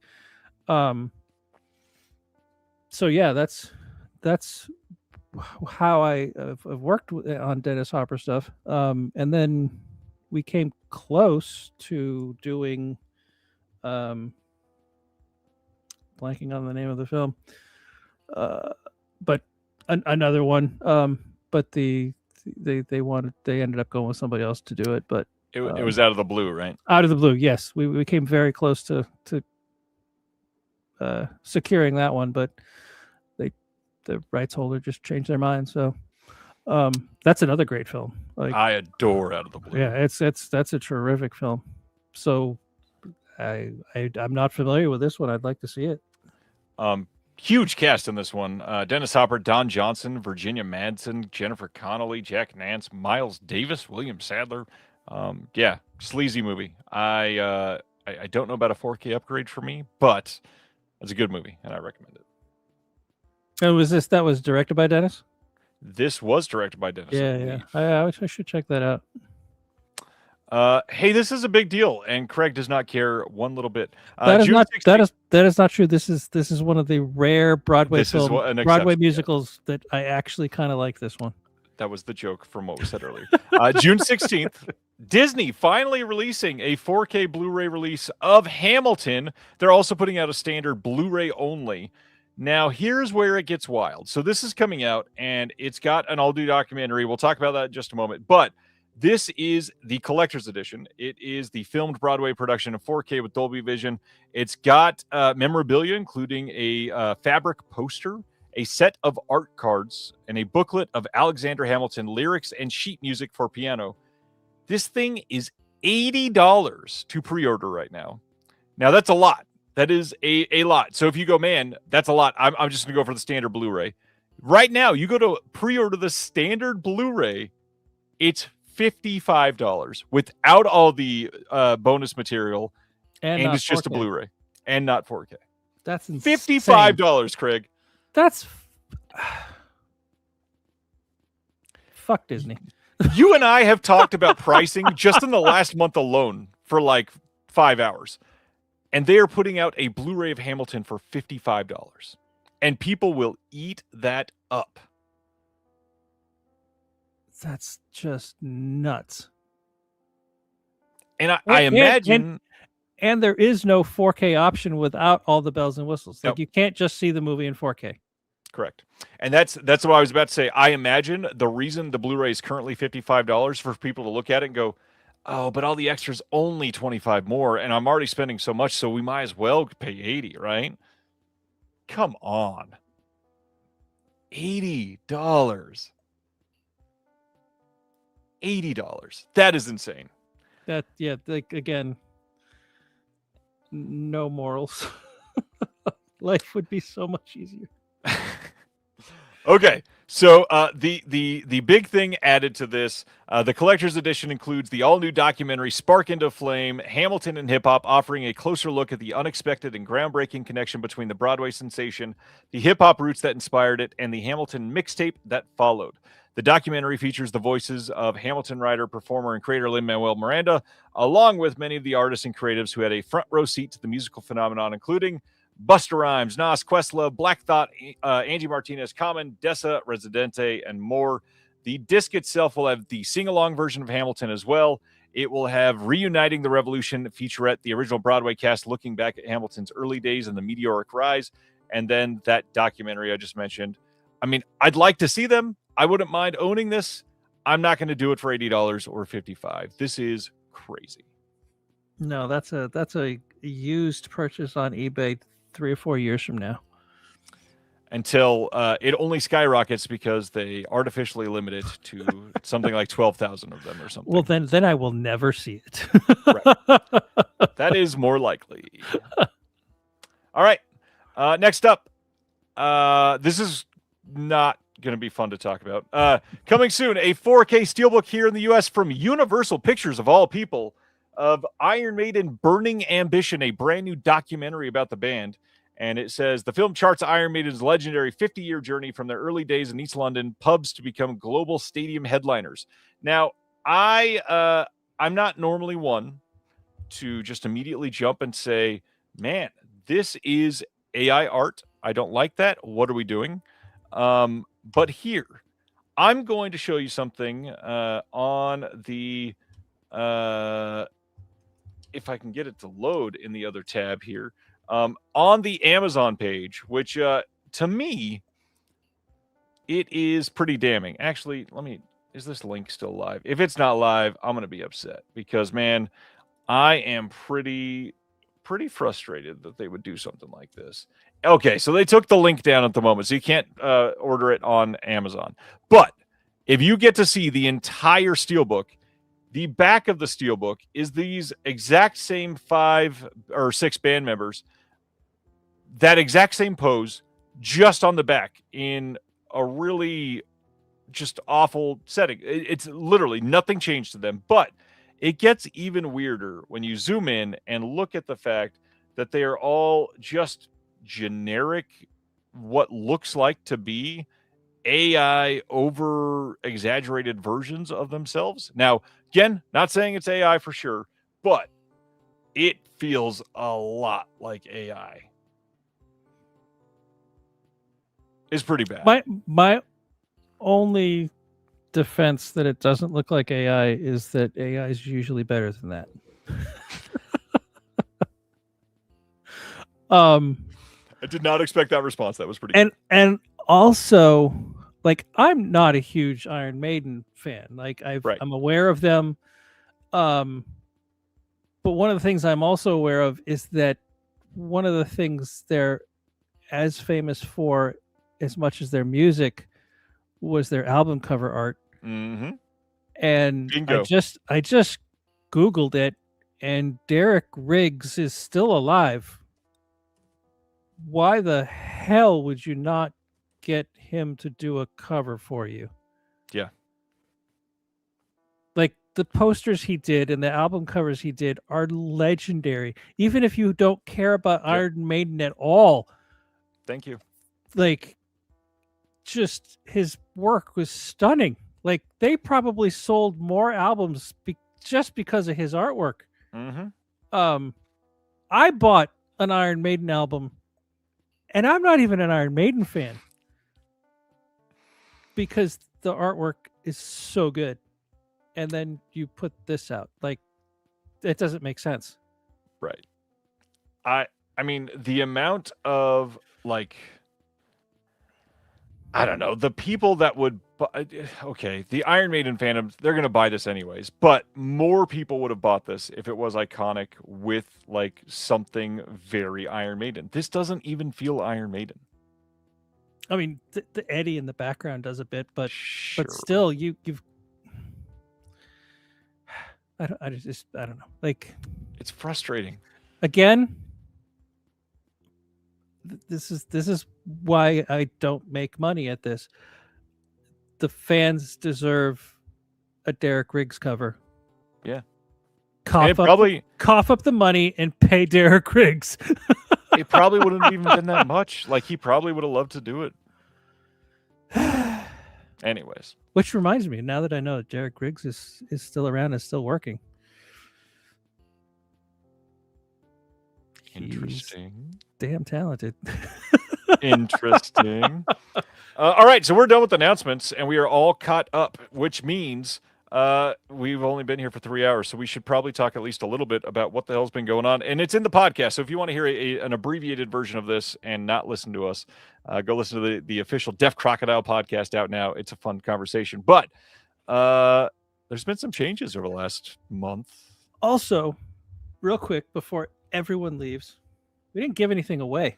Oh, that's right. What do you want to do? You think of a question, and I'll find a gift. Okay, that's a great question. You know what? Let's make this really interesting. No, you're not. Yeah. El Rone, limited edition, instantly sold out. Here's one. That. So you need to come up with a good question. That is a lot. Oh gosh, I'm not good at this on the spot. Okay. Here's what we're gonna do, because this is gonna be really interesting to see how people answer this. We're about to talk about where Deaf Crocodile is about to be shipped out of. So the question is, the first person to respond with all 4 places that Deaf Crocodile has had their home video releases fulfilled from that are not Craig's Garage, because that has also been one of the places. So what 4 places have the Deaf Crocodile home video releases been shipped out of? First one to answer with all 4 will win it. I'm quite curious to see how many people get it. I'm thinking now, and I only come up with 3. Think a little bit harder. Yeah, that'll be interesting. Someone needs to get it right, so I know the answer.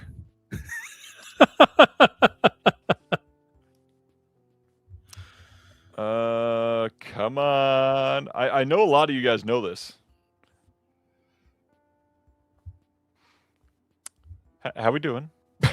I am stumped, man. Oh, I feel bad. Is that too hard of a question? I guess if you don't know it, it might be. I'm trying to think. Like,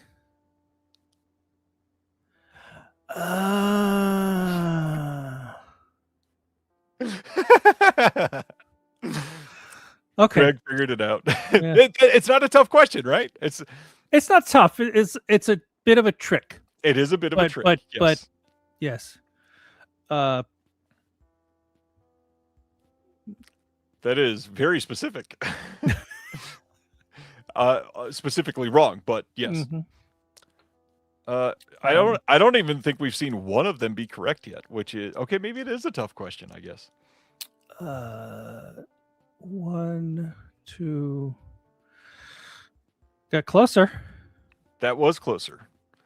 We at least got 2 of the states correct. Yeah. Oh, that's really funny back to back.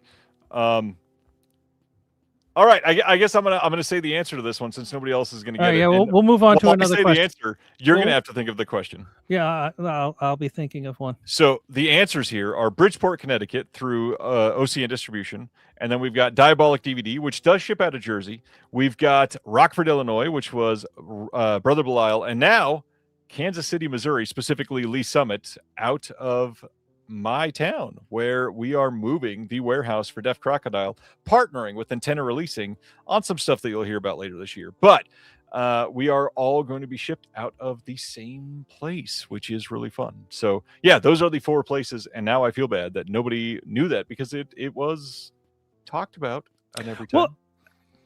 Well, yeah, I thought people would get 3 of the 4. Yeah. But yeah, no. All right, well, what else do we got to talk about while I think of a question?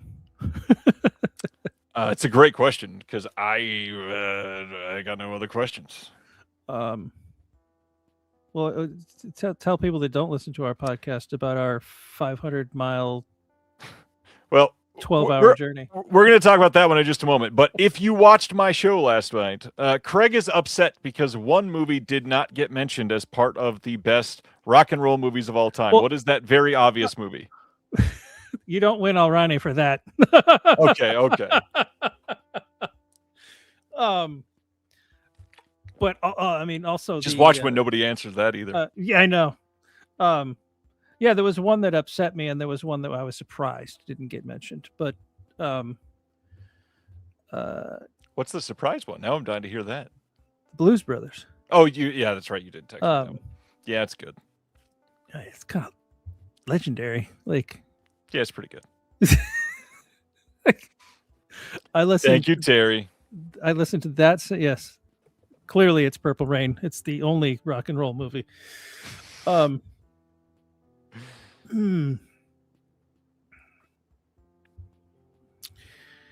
tell more stories. So let's talk about the warehouse move because it is kind of crazy. We have been talking a long time about, is it possible for Deaf Crocodile to bring fulfillment and shipping in-house so that they can get it done and that we can control every aspect of shipping and quality control, pricing, keep some of our costs down. And it's an overwhelming, very intimidating thing to take on. It's not something that's small. It is a lot of work. It's a lot of real estate needed. It is a big undertaking. And we saw an opportunity and decided it might be the time and jumped on it. And we had to do it kind of quickly. So Craig and I flew from Kansas City, Missouri and Los Angeles and met in Chicago. Stayed overnight in a Motel 6 together, literally. Went to Rockford, Illinois, had a saga with U-Haul, which we did not tell on the podcast, and we're going to tell here. And then drove 337 giant boxes of Deaf Crocodile inventory, a little over 500 miles, back to Kansas City together. And then you got to sleep on my couch for a week, and that was a hell of a time. And then we got to unload all that stuff while it was raining. And then move all the stuff around so it made sense of where everything is. And that was I literally had a big bruise on my forearm just from carrying boxes. Yeah. So yeah, fun, interesting tidbits. I will say, accidentally, Craig is a really incredible planner. We both literally landed at O'Hare in Chicago within a span of 3 minutes of each other. That was very impressive and completely accidental. I did work as a travel agent for several years. That helps. That certainly helps. Yeah, had some good food with an employee at Antenna in Chicago. It was a good time. I loved being able to meet him in person for the first time, actually. Yeah, the next day, U-Haul. I would love to hear your retelling of everything that happened because, man, we had a morning.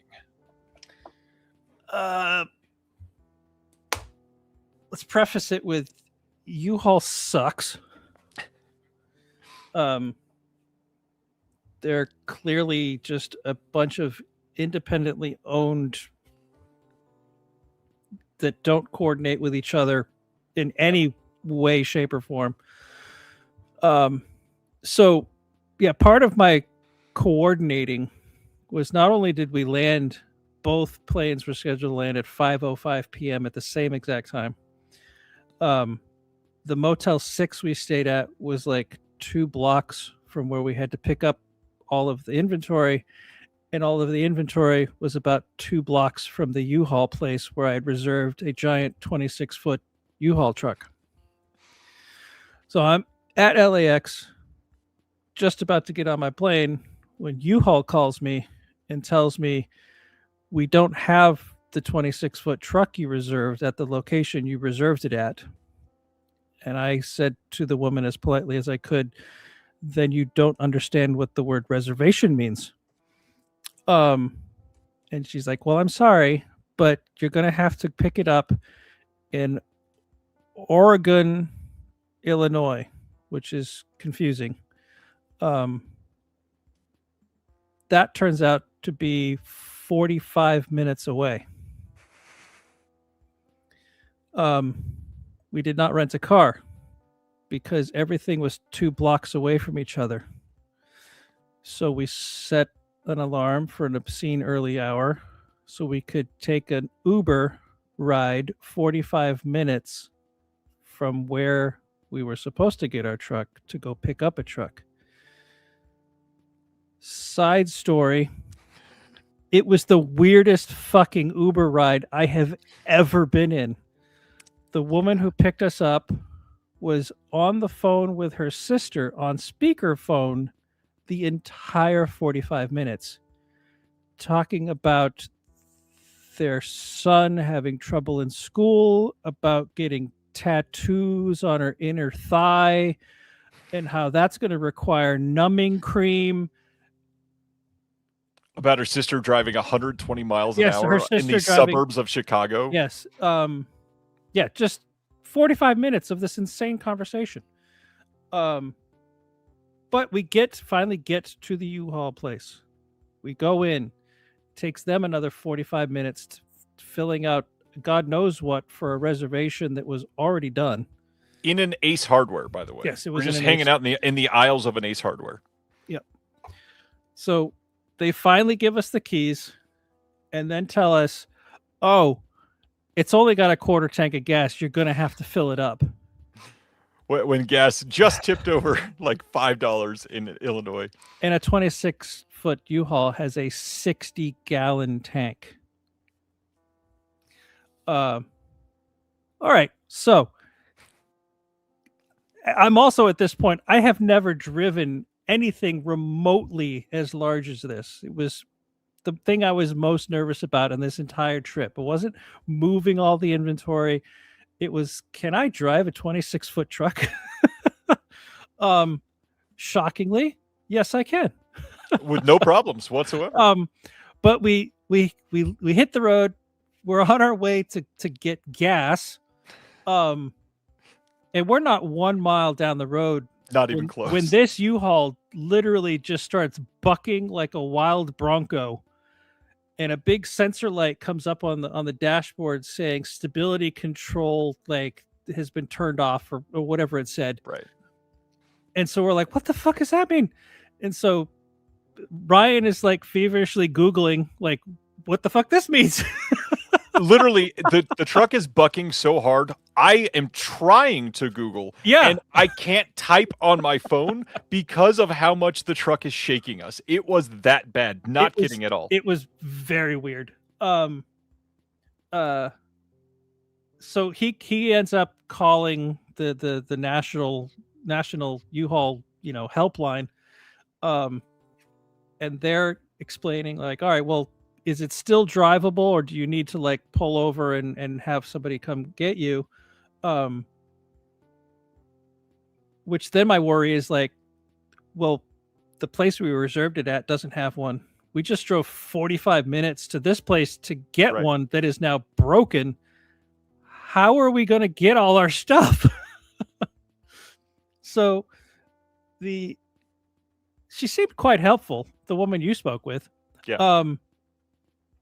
Explains that like, all right, well, if it's still drivable and you can get to Rockford, there's a location there and she gives us the address of the place I reserved the truck originally from to go pick one up because they have one there. I am not kidding. So we drove back to Rockford, pulled into the U-Haul that was 2 blocks from where we got up that morning to swap it out for the U-Haul they already had there. To a perfectly drivable, it was very pleasant U-Haul truck. Yeah. So that was great. So that was what 2-3 hours of our morning just completely wasted. Plus, the cost of the Uber ride, just insanity. But we got a 26-foot U-Haul, and I did get 45 minutes of driving practice. That I was worried if I could. I was worried if I could drive it. Extreme. Yeah, and then we drove the 2 blocks from there to start loading up the truck. Yeah, U-Haul. Mm-hmm. Yeah. There are other companies, Penske, Ryder, like they can't be as bad as U-Haul. Yeah, it was not great. It was wild. I mean, there's even other details that made it worse. They did not have the hand trucks and dollies that you had reserved. I had reserved. Yeah, they did. They were like, "Yeah, we don't got those." I'm like, what part of reservation is lost on you people? Yeah.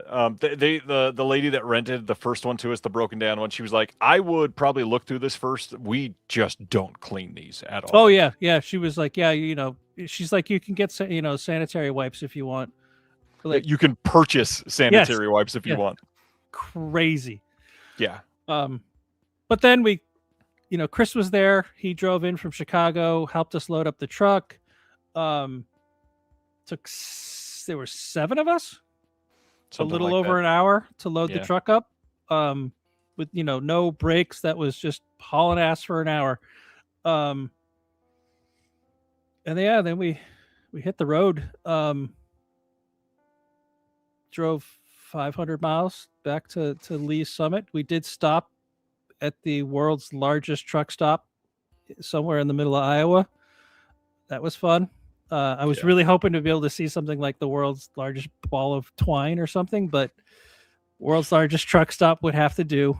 I tried to convince Ryan. I saw the sign on the freeway and I was like, we could just pull over and just get a picture.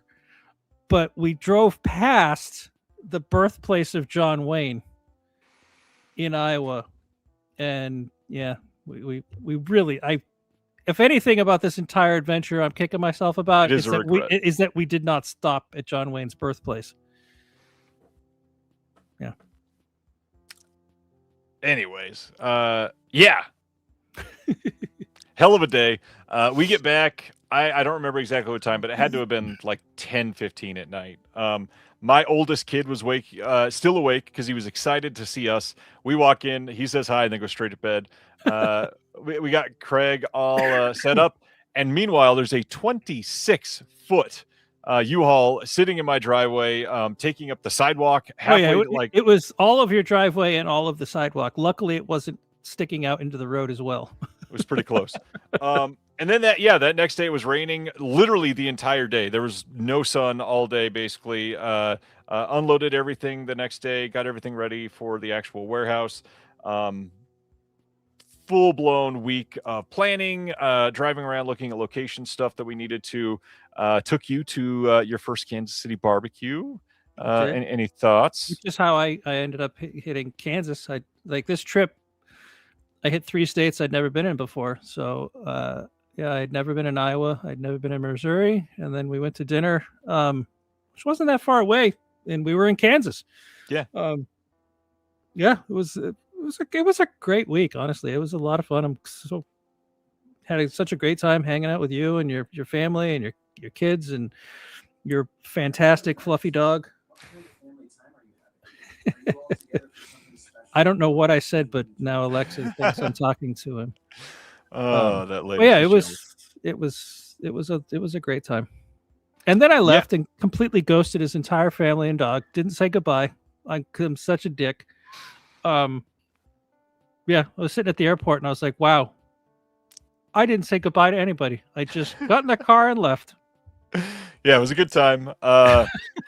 There is more to come. I've gotten quite a lot of questions when everybody saw that Antenna was handling warehouse operations for Deaf Crocodile today. But yes, it is true. We do have some things in the works, and now that is going to lead to some other hopefully fun partnerships that might be able to benefit all of us, saving on some resources, saving on some shipping, saving on some energy, saving on some customers being able to find things in a way that they can bring some things together. And I am excited for that. So yeah, it's been an interesting month of changes for Deaf Crocodile. But the big thing is your store was closed for God, what, 6 weeks? And we finally got it open. It was a while, yeah. That was rough. For those of you that were lucky enough to see the newsletter that Craig sent out in the middle of the night, because we stayed up until literally 3:30 in the morning to get the store open as fast as we could, some people found some pretty interesting out-of-print items that we had found. They did not last long. They did not last long at all. So, yeah, always nice to be paying attention in the middle of the night to your emails as they come in. All right, I've got another trivia question. This one is probably also quite difficult. Ooh. The actor in The Savage Hunt of King Stack, who played the little person,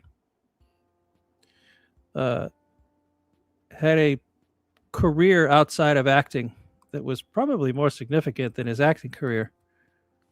There's a lot of people furiously Googling right now. Yeah, it's like who can Google fastest to get this thing right. It's also, the answer to the question is also on the back of this trading card that if you ordered the King Stack bundle, you would have gotten one. But very few of you ordered the bundle. So oh, that's funny. No, I'm not asking for the actor's name. I'm asking for what did this person do other than acting? I have no idea about this one. He also appears in more than one of our films. Whoa.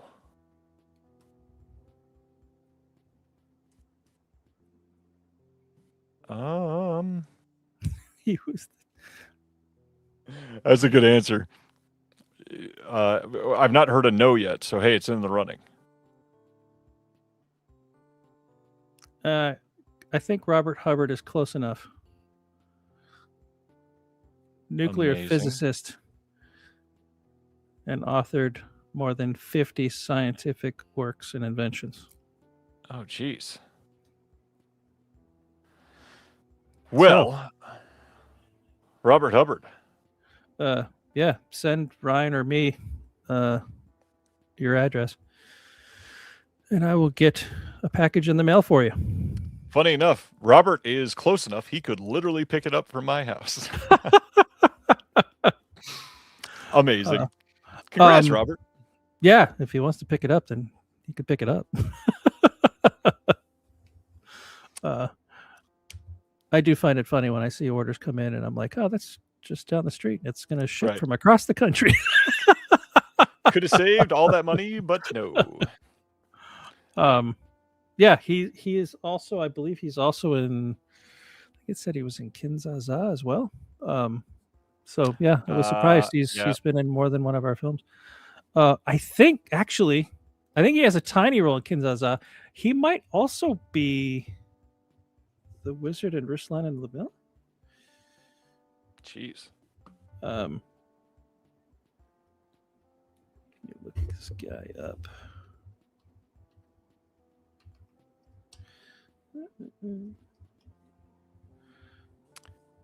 What is the name of the actor? It's funny when you start Googling him, the first thing that comes up is his name, Soviet Russian actor and physicist.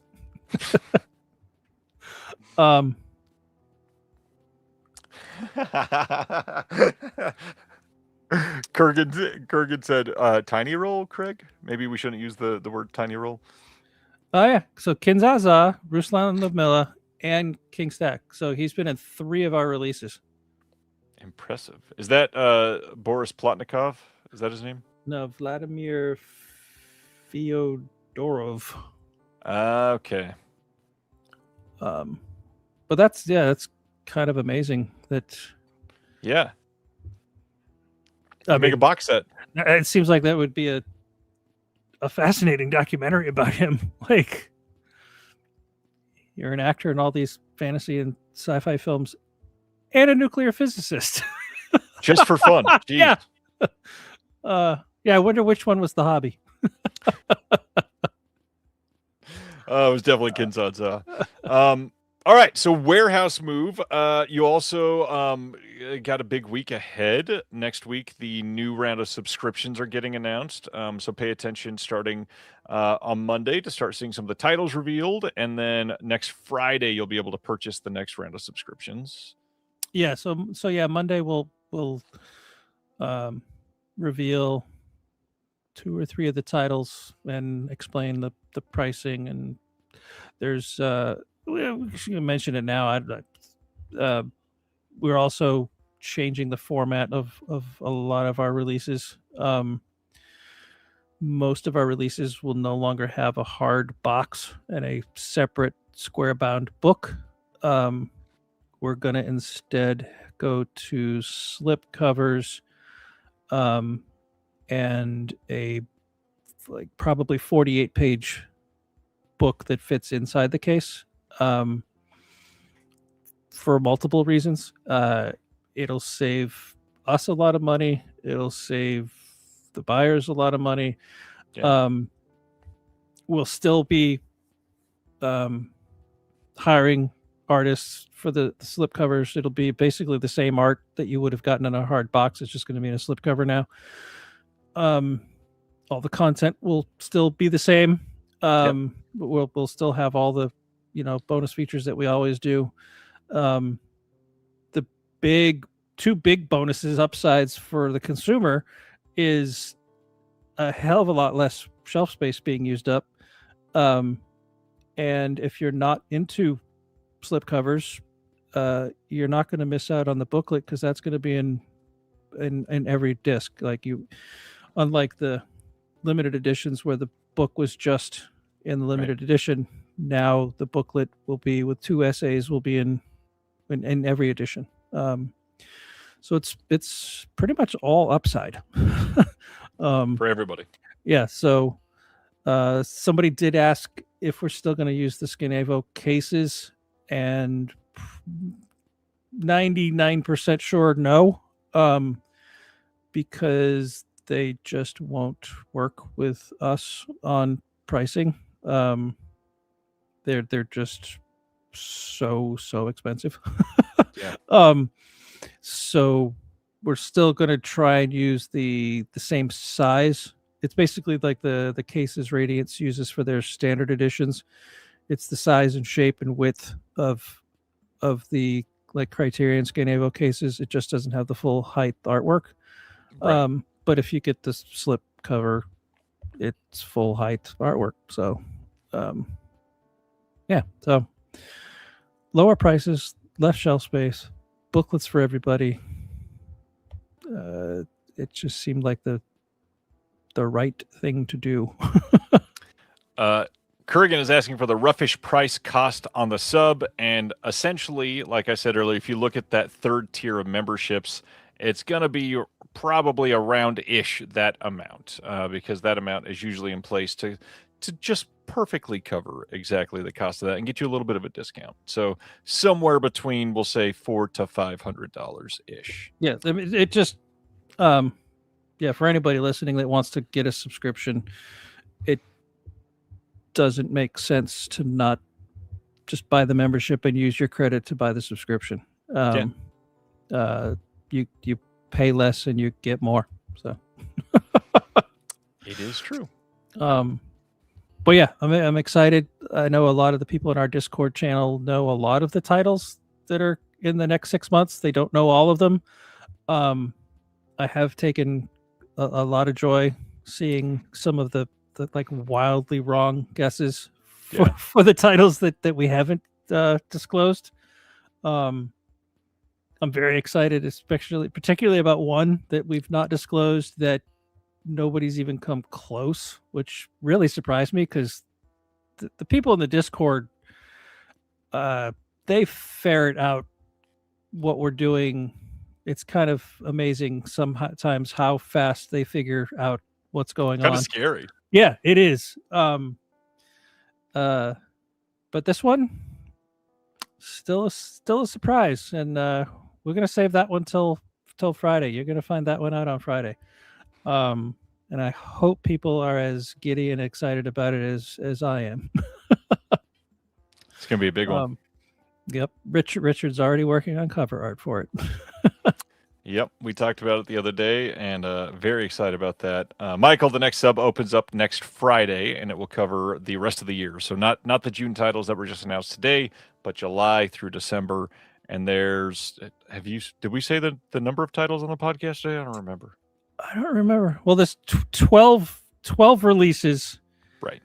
1, 2, 3 of those releases are multi-title releases. So it's a lot of stuff. So 12, 13, 14. Anyway, like 18 titles. Something I think. like that, yeah. So yeah, it's a big 6 months we got coming up. ABC's wondering, will you be having the hard box for any editions, collections, any special editions, etc.? Thankfully, the answer is yes. Yes. I am an anal retentive collector like most of the people probably listening to this. So the Soviet animation series will continue to have the hard box. It'll be the same format it has been, so that when you have all of them lined up on the shelf, they all match. Yep. I don't think it's a huge shocking disclosure, but God, do I want to be Dennis? No, you're shaking no. Okay, no. There'll be another hard box for a similar reason. You'll find out later. Wise. Good way to say that. Yeah. So it's there. And I'm going to say this just for Brian's benefit. The chunky boxes are not completely gone. There will be, I believe, at least 2, maybe 3 releases in the next 6 months that will still come in that format. And then still more after for the animation sets and stuff. So yeah, the Soviet animation will continue. So they're not completely gone forever, but there will be far fewer of them. Right. And again, your shelf space and your wallet will thank you.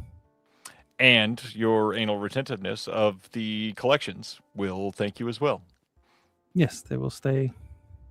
They will stay identical. Mm-hmm. Although, but then, how does your anal retentiveness reveal itself? Do you keep them all in spine order, and then they're not next to each other anyway? So why does it matter? Oh, now you just ruined everything. Or, do you keep all the treasures of Soviet animation together so that they do all match? But see, just the hard boxes now. Yeah, what are you gonna do? There's so many options, and none of them are right, and none of them are wrong. Sadly, all of them are right, and all of them are wrong. Also, well, yeah, so. I was being positive. And I was for a moment. All right, I think we covered kind of everything. Deaf Crocodile. I want to make sure we're not missing any questions here. No questions. Oh, I guess I will also mention that, and I've been planning this for a while, but we'll get more actively putting them up there. The booklets in the out of print deluxe editions, I'll start loading those up to the website. So we're not going to print more limited editions. We already talked about that. So it doesn't make sense for those fantastic essays to just be gone forever. So I'll be putting those booklets up as PDFs on our website, so people can read the amazing essays that are no longer in print. That's huge. Love it. And then I guess the other obvious thing, I don't think we mentioned the 2 titles. Tomorrow is available to purchase. That is shipping at the end of June out of Kansas City, Missouri. And then, of course, the other title with it that we are doing is Hoffmaniata. Oh, wait, maybe we did talk about them. Oh, yeah, we mentioned them during the rundown. But yeah, better reiterate. Available for pre-order now. And then a week from today is when the subscription goes up. So you got some time to make some choice and save up your money again. Yeah, and so there's no confusion. Tomorrow and Hoffmaniata wrap up the first 6-month subscription. Yep. They are not part of the new one. There's always a little confusion as to when things start and stop. So, yep. Now that it's clear. All right. Well, still get some questions though. You know we will. That's all I got. Anything else you want to highlight, sir? I don't think so. Yeah, there's just so much very exciting things we're working on that can't talk about yet. Soon. It'll be, I think some minds will be blown. Hopefully. Yeah, and I'm very excited about revealing the 6 months subscription titles and seeing people's reactions, especially for the ones that people don't know about. Yeah. Which I mean, most people don't know about them unless you're in our Discord, which is another reation to join the membership. You get lots of insider, lots of dentist leaks, lots of dentist leaks. Yeah, and we share artwork. I'll share things that are still being worked on. It's plus it's a lot of fun. You're here because you like talking about movies, so it's true. This is only once a week usually. Discord's there for you 24/7. Oh yeah. And not just Deaf Crocodiles. Ryan's Discord's even bigger and more active than ours, so you should join both. There's been posts in both, literally while we were live tonight. So I was getting some pings, but I can't multitask as well as you do. I did respond to a couple things. Yeah, I know. Yeah, Gary, literally just joining, going to start from the beginning. Thanks, Gary. Yeah, this was not necessarily planned to happen the way that it did, but I want to say thank you, Craig, for letting your D&D night go by without being at D&D and that is being true. Here. Right behind me is a group of friends playing D&D, and my character is sitting out. and the best part is they're in there going, "What is that nerd doing?" Exactly. Something nerdier than D&D. Right. All right, that's all I got. We got to get back to work. We do. We got a lot of stuff to do. I don't have the stamina you do, so I know Ryan will probably be up for you another got to 4 witness hours. a lot of it. It was crazy. This guy is inhuman. He doesn't stop. It's he's a fucking machine. Yeah, it's absolutely bonkers. How fast does Ryan type? Very. You should see him texting. I told him he's like a little Japanese schoolgirl. He's just rapid fire texting. I was like, if I tried texting that fast, it would just be like Stephen Colbert on the fucking typewriter, just a mash of letters. That's why the U-Haul was so frustrating, because I could not get anything straight, and I'm like, "Come on, this is awful." So yeah, that's how I try and text, just normally, yeah. Yeah. So when anyone's like, "Yeah, text is best," I'm like, "No, it's not." It takes me 10 times as long. Yeah, it is pretty rough. Yeah. The week you were here was way busier than I wanted it to be for you, but it was all. I was also planning on being there. I think 2-3 days, 2 days, yeah. And I kept pushing my flight. Then I'm like, we got too much to do. Do you mind I stay another day? You're like, yeah, fine. And then that day we're like, yeah, we're not even close to ready. No. Can I stay another day? Yeah, it was a great week. I'm like I said, it was a thrill to be in the disconnected sphere. You're building an empire, man. I mean, not even intending to. It's just sort of happening. Well, we got a shit ton of stuff planned that's very exciting. So It's true. Let's hope it all works the way we're hoping it will. Well, on that note, we got to work the way we're hoping to, so we got to get some rest. Thank you all for a Yes. good night. Thanks for hanging out on a Friday in a very unplanned way. This has been stupid that it's had to happen, but I love that you guys are here. Thanks, Craig, for wasting your Friday night with me to laugh at I'm art. kind of glad you got banned because this wouldn't have happened otherwise. That's true. That's true. Although, yeah, I can't argue with that. All right. Thank you all, and we'll see you next Thursday for a long night. Have a good one. Thank you for watching The Disconnected. On the way out, make sure that you are subscribed to the channel, that you've liked the video, and that you've copied the link to be able to share with someone else that may appreciate this.